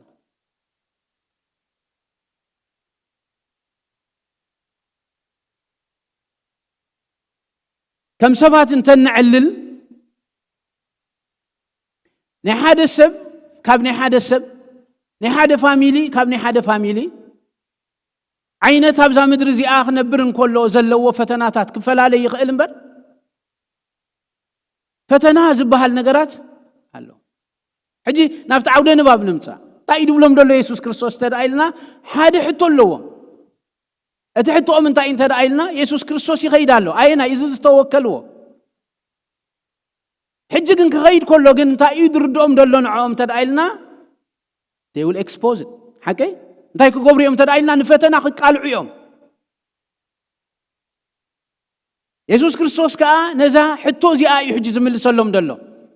ኖ ኣብ ፈተና ኣይትቃልዑን ኢኹም ካልእ መጸናንዒ እንታይ ክገብረልኩም ሰደልኩም ይድብሎም ደሎ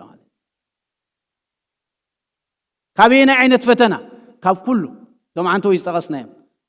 ناينا برا فتنا اللهم مغنيات كله نجارات حد يقوم يمسعوا دلهم حججن يسوع كريستوس كخيديو صباح كمي إلهم يوم كنا بابورو كمي يوم كونو كله نجارات شيء يوم انتهى يوم كونو بحقي والحنتي حتى ملسي يقولون يسوع كريستوس ندحر كيدو قال لنا نجارات تدي قدي فلهم يسوع كريستوس جن انتهى يدو لهم دلوا ناتكم كونسرن يرد أن يجن متنانعي منفس جن انتهى كجبريل سدلكم نسو جن كمي كم زجبرو كابي كابزز متأكم زبالة نجارات كمي جيرو خمس حلفوكم يفلتيو مو هم ساقاتكم زنبريو يدولهم سلز عيت شجرو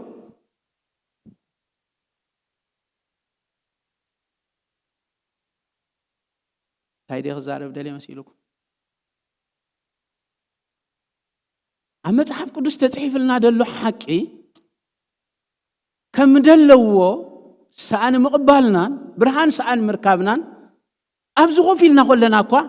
لبنا بزعوانا يتصبح زلو حطوطات ويدما دلونا انتاي دبهال بزوحي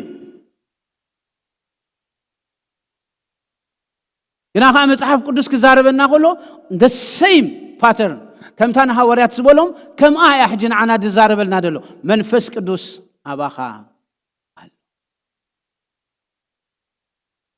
أيناي تي متنا حجن تاي دول دلو انت دايلنا أي تشجروا لبهم أي شبر كلهم كلهم تاي مالت تدايلنا ترجعوا just be relax اتقبروا ودقباكم نقرات أي تقبروا مالت أي كونن بات لبهم أي شبر أب أملاك توكلوا مغنياتو منفس كدوس تمتنانعي نسلو أباخاتكم قالوا إيو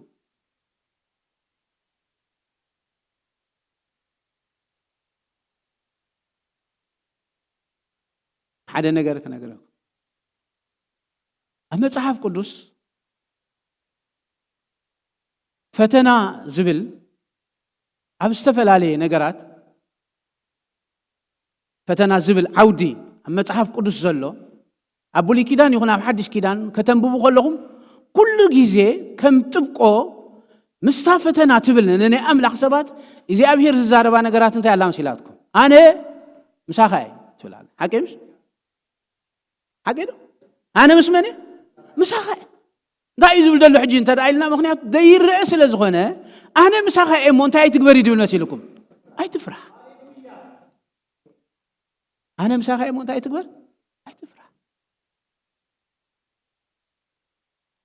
حجي تفتنا ذات أبزا مدرزي آن قلنا استفل علي عينتي قنا خافتم قلت انتانتات إذا حواريات سحلفوس نبورخا مستبف الله يزحدقوا نقرات كأني بزح زوكلنا نقرات كهلي خيلي مستسقاتات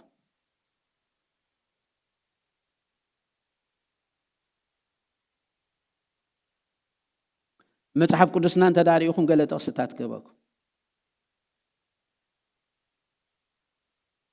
كم زبلال أبي إسياس معرف 4 حدا فقد 10 انتايلو لما سيلكم مساخاي امو اي تفرح انا املاكاي امو اي تشبر كبرت عكا كرد اكا بيمانيتي يتصدقيون تاي كغبركاي كدغفكاي داي كغبركاي مجمر تايلو كبرت عكاي تاي مالتي حيلي كبكاي مالتي اوكي حيلي كبكاي كبرت عكا يسوع كريستوس أبستفتنا له جيزين تداري أخو من تايدون ملأخ እግዚአብሔር ድማ እንታይ ገበረ ይደውላና አበርቱ مش حاجه كبرت عكا ማለት እንታይ ማለት ተዳይልና ሃይሊ ክበካ ንሙፃና እግዚአብሔር ንምጽነና ወይ ድማኒ ንምሕላፍ ነይቲ ዝገጥመካ ነገራት እኮ እግዚአብሔር በብዙሕ ነገራት ይحلفካ ዝኽእል ወይ ነቲ ነገራት ከአልዩ ይኽእል ወይ ከዓ ንዓኻ ልዕሊ ትኹነታት ሓፍከብለካ ይኽእል ኦኬ መጽሐፍ ቅዱስ ምሽ ቆም ይል ዘሎ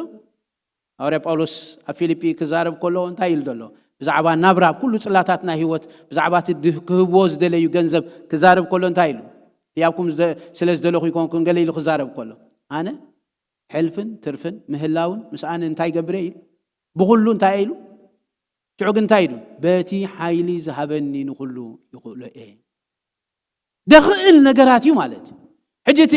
تسبقنا مساخة مهلاوسي اتشجر كم دلو وخلو نتشجر بالعلي وحليف كاخد كيد دخل عقم جنك بكاي خيل اتمنفس قدوس عوانا مهلاون بار ات بريفيليجو سي زسجر انتايو عيلي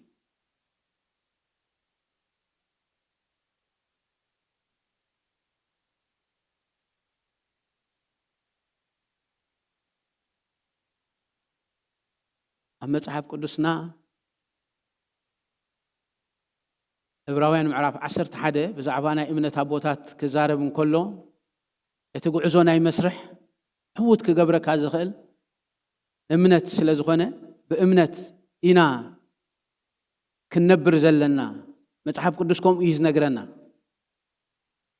إمنة كم تايون تدعيلنا كاب عليك زي أبيري كم سمعي بمرأي نيرو أنت تخون صبوا نيرو كندي دس مبلة انتاي مالتي مسيلكم إذا منفس قدوس مسانا إيلو قالك زي أبهر نجيرونا دلوسي عينتنا انتقفتوس مسانا خمزلو خاني كنريو انت نقل شعوب مو حلم انتاي تقبرني وانا حدا شعوب دخول نجرات كمان زي شجرة قاويني يسمعك اتشجور انتاي سلازغنا يمسيلكم امنت سلازغنا تقالك زي أبهر حكي قلنا كاريسبوند قلنا تايد ليون تدعيلنا امنت تدليو امنت كاتتك من ايت نغراتي قبركاي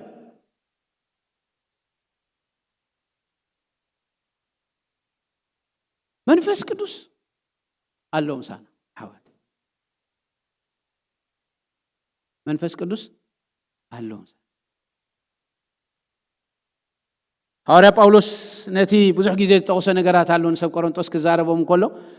أتي كريستوس أباحتكم كم زلوا دا يتفلتونيهم إلو خزاربهم كلن تايلهم بأمنات أنت دهاليهم رأسهم فتنوا ويد ما رأسهم مرمروا كريستوس أباحتكم كم زلوا دا يتفلتونيهم إلو خزاربهم كلسي كم يبا نتي مساحاتهم دلوس نسو ساب خال بوتا خوي نخصحوا لهم كلس مساحاتكم الله دبلهم دلون تدعيلنا نسو نقالك زي أبير كم دلوا سلازا أمانو إيون تايز قبرهم دلون بدي دخونا مترتار مساحاتكم الله كريستوس دبلهم دلون جن بجاهاتكم انتاي قبروا يدو لهم دلهم مسيلكم امنوا مساحاتكم كم زلوسي فلاتوا يدو لهم دلهم على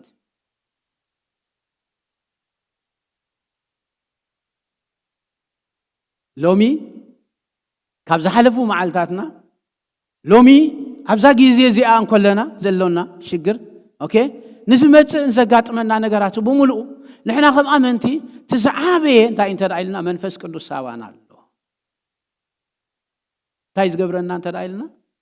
زصنانا زحجزنا زدقفنا اب كندانا تايز قبر زطابق ادفوكيت زقبر اب كندانا منفس قدوس قال ابز فطرت كمزيلو تزاريب له نغركم ذا فطرت معراف 26 بفلاي تصحف انت دارينا يو بزعبا يساق يدزارب جن تي حجيتي كستايك نغركم تي حقنتنا يكونتات نيساق اغاط يمودلو نغرات تداريهم وخفقد حدا معراف 26 كتنبو خلهم بجكاتي اب غيزي ابراهام زخونسي ابت عدس كال طميت انتاي كوين تلعين طميت اندحرالوسي اماراص انتايو نغورني سدت بقى طميتنا بزي بولو بوتا انتاي تكبر تساقم حقي ساعتها مفتحي مخنياتو رؤي زغنا ابايتاس رؤي زغنا طميت አለው سنت አለው መጽሐፍ ቅዱስ ኮም ኢሊ ይገልጽ ወደለው إساء كان أبيك خيدلي خا ناب جرار خيدلي وبقى جرار نام تايك خيدلي ناب جبت خيدلي ماله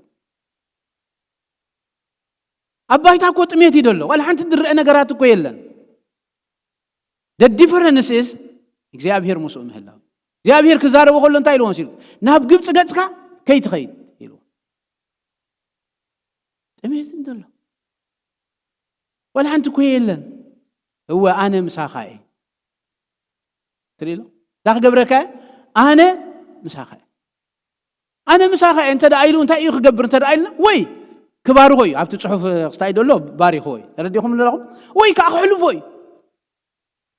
قنت دللي نجارات حج أنت دايلنا لعل زغنات تزحلف قني إخزيابير مساخة مهلاوي ዝጀመርናዮ ጉዕዞ ተስፋን ዝገበርናዮ ናይ መወዳእታ መዕረፍ ቦታና ስጋ ንበጽሕ መንፈስ ቅዱስ ምሳና ንሱ ድግፈና ጉዕዞና ብዓወት ከወዳእና ካብ ካልኦት ፍልይ ዘብለና መንፈስ ቅዱስ አባና ስለ ዘሎ አምላኽ ዝገደፈልና ነገራት ተዛዕበየ ነገራት ስብእና ደለዎ ኃይል ደለዎ ፈጣሪ ዝኾነ ክኢላ ዝኾነ ወልሓንቲ ዘይጨንቆ መንፈስ ቅዱስ አባይን አባኻትኩምና ኣሎ ብደይ ምፍልላይ ንሕና ንሰባት ክንፈላሊ ንኽእል ኢና ትማል እንዲኻ መጺኻ ቅድሚ ዓመት እንዲመጽዩ ሕጂ እንዲዩ ከም ዝጸጋ እንዲ ደለዎ ገለ መለገለ ኖ ኖ ኖ ኖ ኖ ኖ ኖ እዚ መንፈስ እዚ ግን ንኹላትና ይትስደሰይ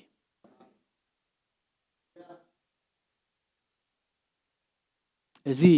ድድግፍ መንፈስ ረይኹሞ ስለዚ ካብ ሽግር እንታይ ክገብረካ እዩ ድብሎ ደሎ እንተዳ ኢልና ካብ ሽግር ከውፅአከ ክባርኸከ እዚ መንፈስ ቅዱስ እዚ እምበኣር እንታይ እንተዳ ኢልና ብፍላይ ኣብ ሓድሽ ኪዳን ብምእማን ናይ ጎይታና ኢየሱስ ክርስቶስ ምክንያቱ እግዚኣብሔር ኣብ ብሉይ ኪዳን ንእስራኤላውያን ዘሰይም ከምኡ ይብሎም ነይሩ ኣብ ሓድሽ ኪዳን ከዓ ኢየሱስ ክርስቶስ ምሳታቶም ስለ ዝነበረ ኩሉ ትውክልቶም ኣብኡ ነይሩ ገለ ነገራት ከጋጥሞም ከሎ እንታይ እዮም ድብሉ እንተዳ ኢልና እዚ ሓሙሽተ ሽሕ ዝመገበ ክብሉ ይኽእሉ እዮም ማለት ትሪኦሞ ስለ ዝኾነ ኢየሱስ ክርስቶስ ከምኡ ይከኣሎ እዩ እዮም ድብሉ ማለት እዚ ልቦም ብኡ እንታይ ይገብር እንተዳ ኢልና ብህላው ይጸናንዑ ልቦም ብህላው እንታይ ይኸውን እንተዳ ኢልና ይውከል ገለ ሕቶ ክፍጠር እንከሎሲ ንሱ ብምህላው ጥራሕ ኣሎንዶ ይብሉ ማለት ሕጂ ደሸግሮም ደሎ ግን እዚ ኣሎንዶ ዝብልዎስ ይኸይድ ኣለኹ ይብሎም ስለ ዘሎ ግና ከዓ ከምኡ ከይኮኑ ከዓ ኖ ኖ ኖ ኖ ካልእ ግን መጸናንዒ ምሳኻትኩም ዝኸውን ስግኣት ክህልወኩም ዘይገብር ብትደልይዎ ዘበለ ነገራት ዝርከበልኩም ነገራትኩም ዘቕንዕ ሽግር ኣብ ዝህልወሉ ወይ ልዕልዩ ዘሕልፈኩም ወይ ድማ ንዕኡ ዝኣሊ ዓቕሚ ዘለዎ መንፈስ ቅዱስ ኣባኹም ኣሎ ኳዝ መንፈስ ምሳና ታላባቶስ ያና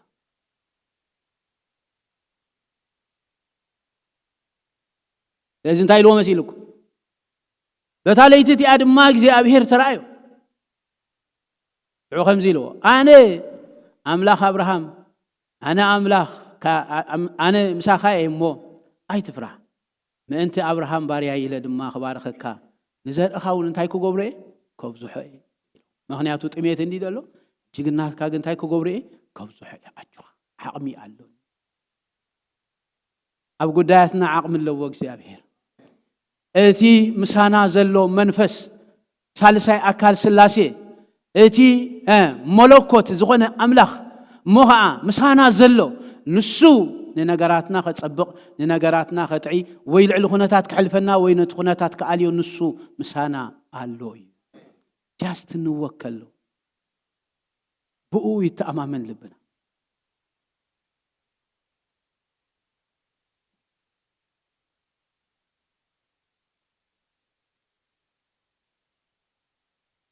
እዚ ሓደ ነገር ከረጋግጸልኩም ኣብዛ ምድሪ እዚኣ እንከለና እዛ ምድሪ እዚኣ ውድቕቲ ስለ ዝኾነት ከም ንኹሉ ሰብ ዘጋጥሞ ከጋጥመና ኣብ ዝኽእል ነገራት ደሎና ብልጫ የድዛረብ ደለኹ ኣብ ገሊኡ ዋላ እኳ ብድኻምና ኦኬ ብዘይ ምርዳእና ክንገብሮ ብዘይ ግባአና ነገራት ብምግባርና ዝኣተናዮ ፈተና እግዚአብሔር የውፃአና እዩ ምናልባሽ እግዚአብሔር አኡ ዝገብሮ ነገራት ብዙ ሕጂ አርእሱ ዘይኮነ ነገራት ክንዛረብ ንኽእል ኢና ግን እግዚአብሔር እንታይ ይገብረና እንተ ዳኢልና እቲ መንፈስ የውፃአና እዩ ወላ ባዕልኻ ካብ ዝኣተኻዮ ፈተና ይድብል ደሎ ናቱ ሓድግታት ካልኦት ነገራት ከጋጥሙ ይኽእሉ እዮም ግን ካብቲ ነገራት እቲ ግን እግዚአብሔር እንታይ ክገብረካ ይኽእል እዩ ከውፃካ ይኽእል እዩ ዓቕሚ ኣሎ ሎሚ እንታይ አይደል የመሲላት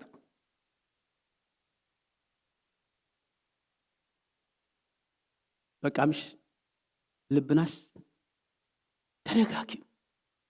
تأيشبروا ديلهم دلهم مش حكي لبهم تأيهم أيشبر which is تقع عيبل لبهم زعما ما تعرف تحاسبوا لهم حجز لهم ممكن تحاسبوا لهم أملاخ علو أملاخ مسمن علو مساي علو منفس قدوس مساي علو بول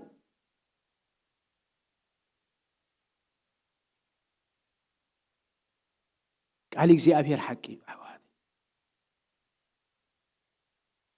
أبعلهم زعتهم مو نجارات ما هو إذا سأنكم له زخبركم نجارات هداكم هالعلكم رديء تحتته كوتعكم يخاوسي كأوسي وكوتعكم ترى رديء تدليو بحكي نتدلهم مو نجارات عقم إذا سأنكم له جن حماق مخانو زفلتكم مو حماق مخانو ديت دليو مخانكم ترى قلت له عقم سئينة ترى بلوه منفس قدوس جن عقم اللو كاو منزعو كوتاك كاو منزعو كوتاك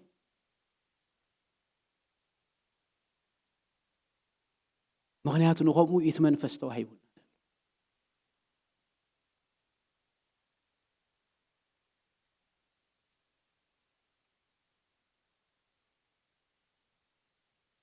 بمغنيات امنتنان اغلغلوتنان نزغاطمونا فتناتا تمصحف قدوس انت داريخمو كل غزي تعود نباب بدحري يدلو انت داريخمو انت يدبلنا سيلكم انا مساخاي يدبل سلامنتاي انت دايلنا كابتي فتنا ወይ ድማ ሀብት ዘጋጥመና ዘበለ ነገራት ወይ አቀድሙ እንታይ ከገብረና ካብኡ ኻልየና ወይ ካብኡ ሕልወና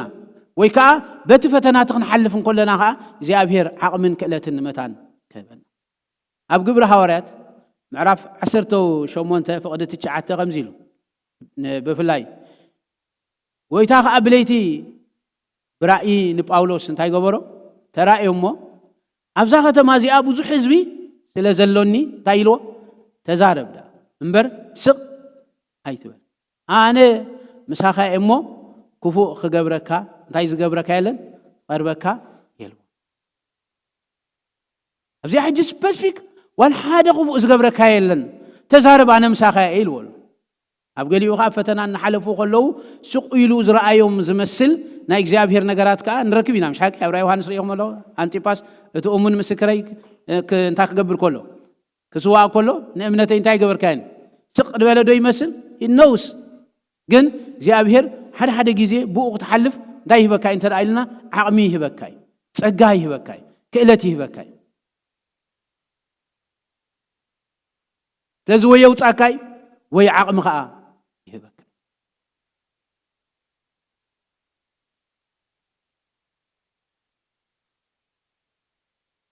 حدا غيزه دقه مزامرتي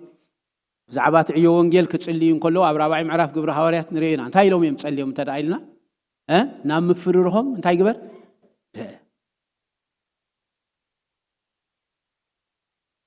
بسم ودخا يسوع كريستوس محواي حماتن تأمرتن تأمراتن كون إدكا زرقح مسبولو شو انتا يميلو نباروت كادما رأي واحد أبعال بخلو تبعات قال كاخ الزارو أبو انتاي كزارو بخلو تبعات انتاي درد أن حاجة سويشن زلو بليس بجاو من قرن تفرش سويشن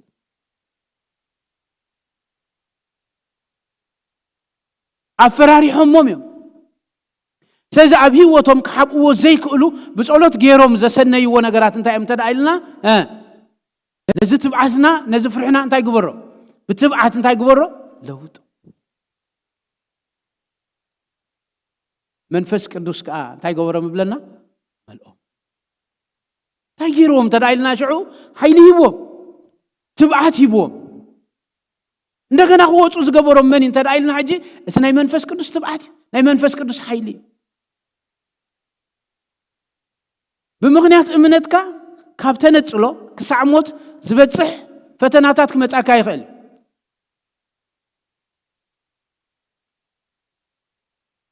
ابز كل ነገራት ግን ምን አለው እንተ ዳይልና ግን መንፈስ ቅዱስ አለው አሜን ስለዚህ እንባር ካል መጸናንዒ كسدلكم إلو مسكونتاتهم تزاربهم دلو مزمور داوود 23 فقد 4 تجرمنا حسابات الله زي استبيلكم لا تفلطوا اليوم بزي أنا إشتي تزاري بهودي أنا درار قويتها خاسلة زلنا تايت بلا الله مسيلاته نقرأكم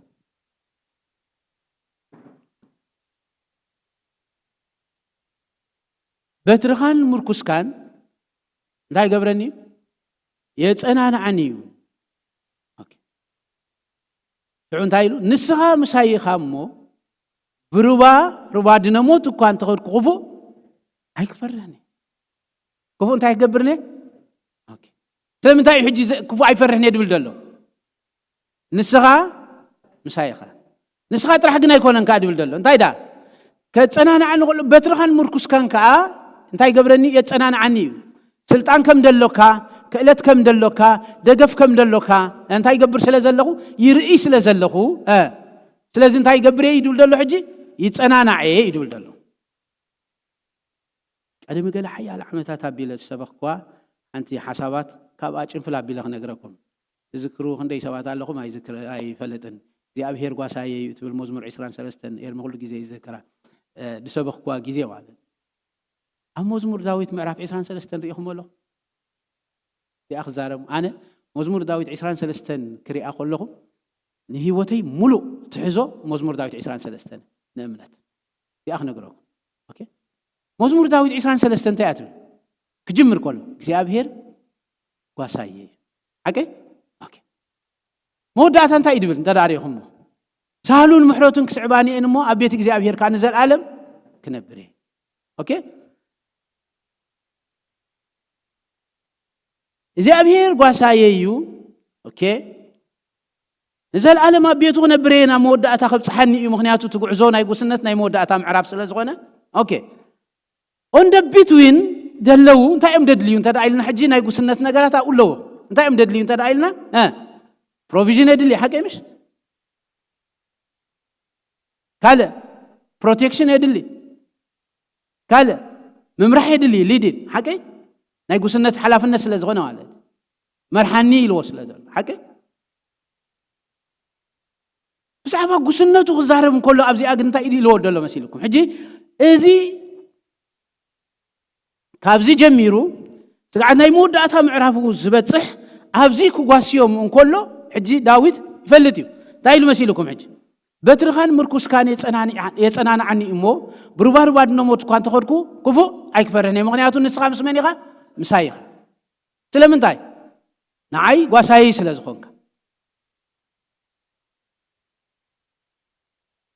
ناي إسرائيل زحلفوا وخناتات بملؤ وزح جزء خزارب كله خمسة لين ندف حسب ويد ما تقولوا تاو مجلسي نايت بخرسوس زخو النجارات أوكي إسرائيلاويان كم مدر جبت إجزاء بهير كوتش أمم كله كابزت ساعات معرف على سلسلة نموسية مستراخوا عتحسكم تعرف شو عسقع معرف 10 حدا خيدو زت ساعات 430 عام إسرائيلاويان أب مدر جبت أبز نبور لجيزين ساعاتن دخلنا نايجزاء بهير انترفيرايترينو that's why كويو من شو مخزارب كله موسيقى خزارب كله من اللي أخو كانت العيلة ومن اسمني خبلهم إيه قبل نقول أنت مالتي كاين بيت الزقات أمم زبالة فتنا بوملو فتنا ناتنا يجزع رسم الأخت حيز وزمت زيابهر مسخاي لن سلزغون رسيع مخايم عينتي تملأخت حكي كنا عنتو زمرون اتزلخو يزلخو بولهم أي تلوت كوني له حكي دهر 430 عامت كوت أمم كله عم مزمور 7 شمونتن أبيلكم من الباشا داريهم من اتن 10 أمرات أب أجلس أنا لا مودة أمرات أنت إجيرو زيابهر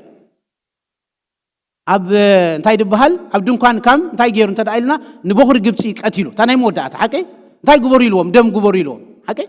دم مس غبرو تبوخر جبت مس قتله شو انتاي جيرو انت دايلنا نسرائيلاوين انتاي جيرو اوتيو بليس وجاهم تردد مسو كوصوم كله انت اتل مسيلاتكم ندو أب دونكان كام نبوخر جبت مس قتله دبل مستزارب انت اتل مسيلاتكم نهزبو كم مغاسه انقلو ياتل انقلو سكولن تاي مالتي أنقلو أبغى شو أنت هاي تمثيلاتكم أبرخ هذا ما خم مقاسن تاي قبرو مرحو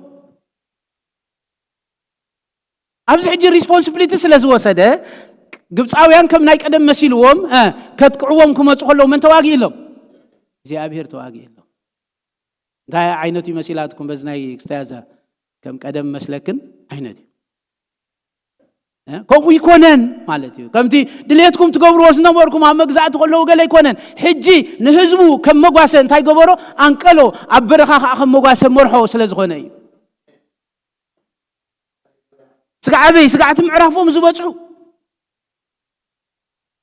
ስለዚ እምበር ንስኻ ጓሳየ ኢኻ ኢሉ እናተዛረበ ምስ መፀ ሽዑ እንታይ ኢልዎ መሲልኩም ብሩባ ድነሞት እኳ ተኸድኩ ክፉ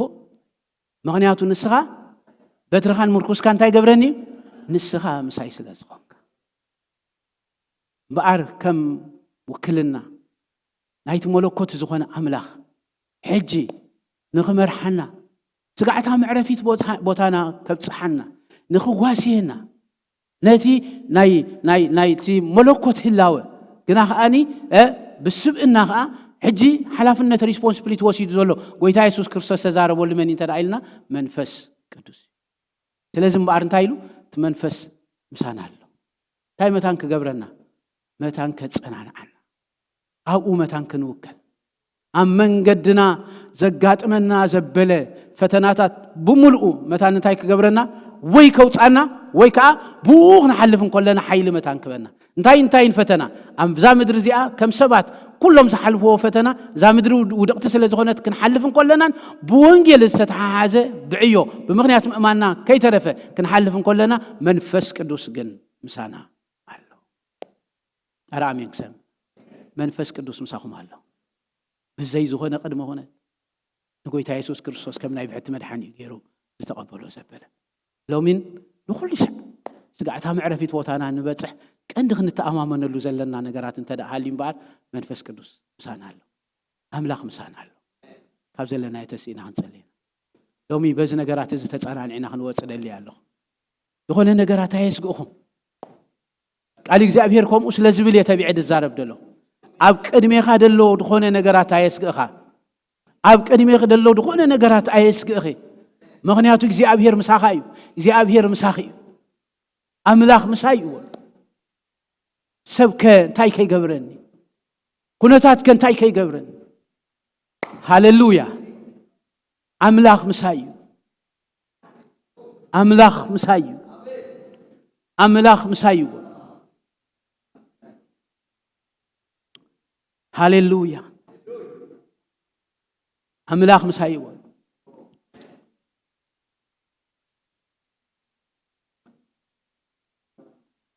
ትማሊ ህያዊኻ ሎምውን ህያዊ ጽባሕውን ጽባሕውን ህያዊኻ ኩሉ ጊዜ ያሊ ህያዊ ትማሊ ህያዊኻ ሎምውን ህያው ንዘላለም ጽባሕውን ህያዊኻ ንዘላለም እውከለካየ ወስክ እውከለካየ ሃሌሉያ መመሪሴ እትጋጋዬ መመሪሴ ነብነትካ መዓይ ሃሌሉያ ውከለካየወ ለካዬ መመሪሴ ክትጋጋዬ መመሪሴ ከደገፈካዬ መመሪሴ ዘበነትካ ሪዮን ሃሌሉያ እስኪ ምስ መዘምራን ኮይና ዛ መዝሙር እዚኣ እንዝምራይና እግዚአብሔር ሃሌሉያ ሃሎኻ ሃሎኻ ሃሎኻ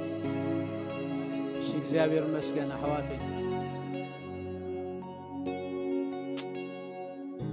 ንኣምላኽ ንተኣማመን ነው ኣሕዋት ምሳይ ኣለኻ በሉ ምሳይ ኣለኻ ምሳይ ኣለኻ ምሳይ ኣለኻ ምሳይ ኣለኻ ምሳይ ኣለኻ በሉ ምሳይ ኣለኻ ምሳይ ኣለኻ ኣይርበሽኒ ኣይሽበርኒ ውከለካይ አለ የመነካይ ውከለካይ እግዚአብሔር መስገን እስኪ አገልገልቲ ናብ ዝገጾንኩም ወጽዮም ሞ እግዚአብሔር መስገን ምስ ጊዜና አንጻር ተኺልና ናብቲ ናይ ድራር ጎይታ ጊዜ ክንከይዲና ግን እስኪ we have to have confidence we have to have faith አምላኽ ምሳይ ኣለኻ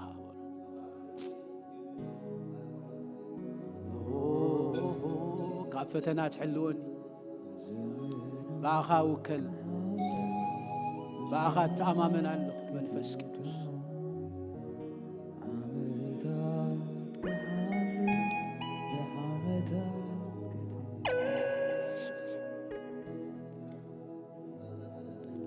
እግዚአብሔር መስገን በሓደ ኮይና እዛ ቅድሜና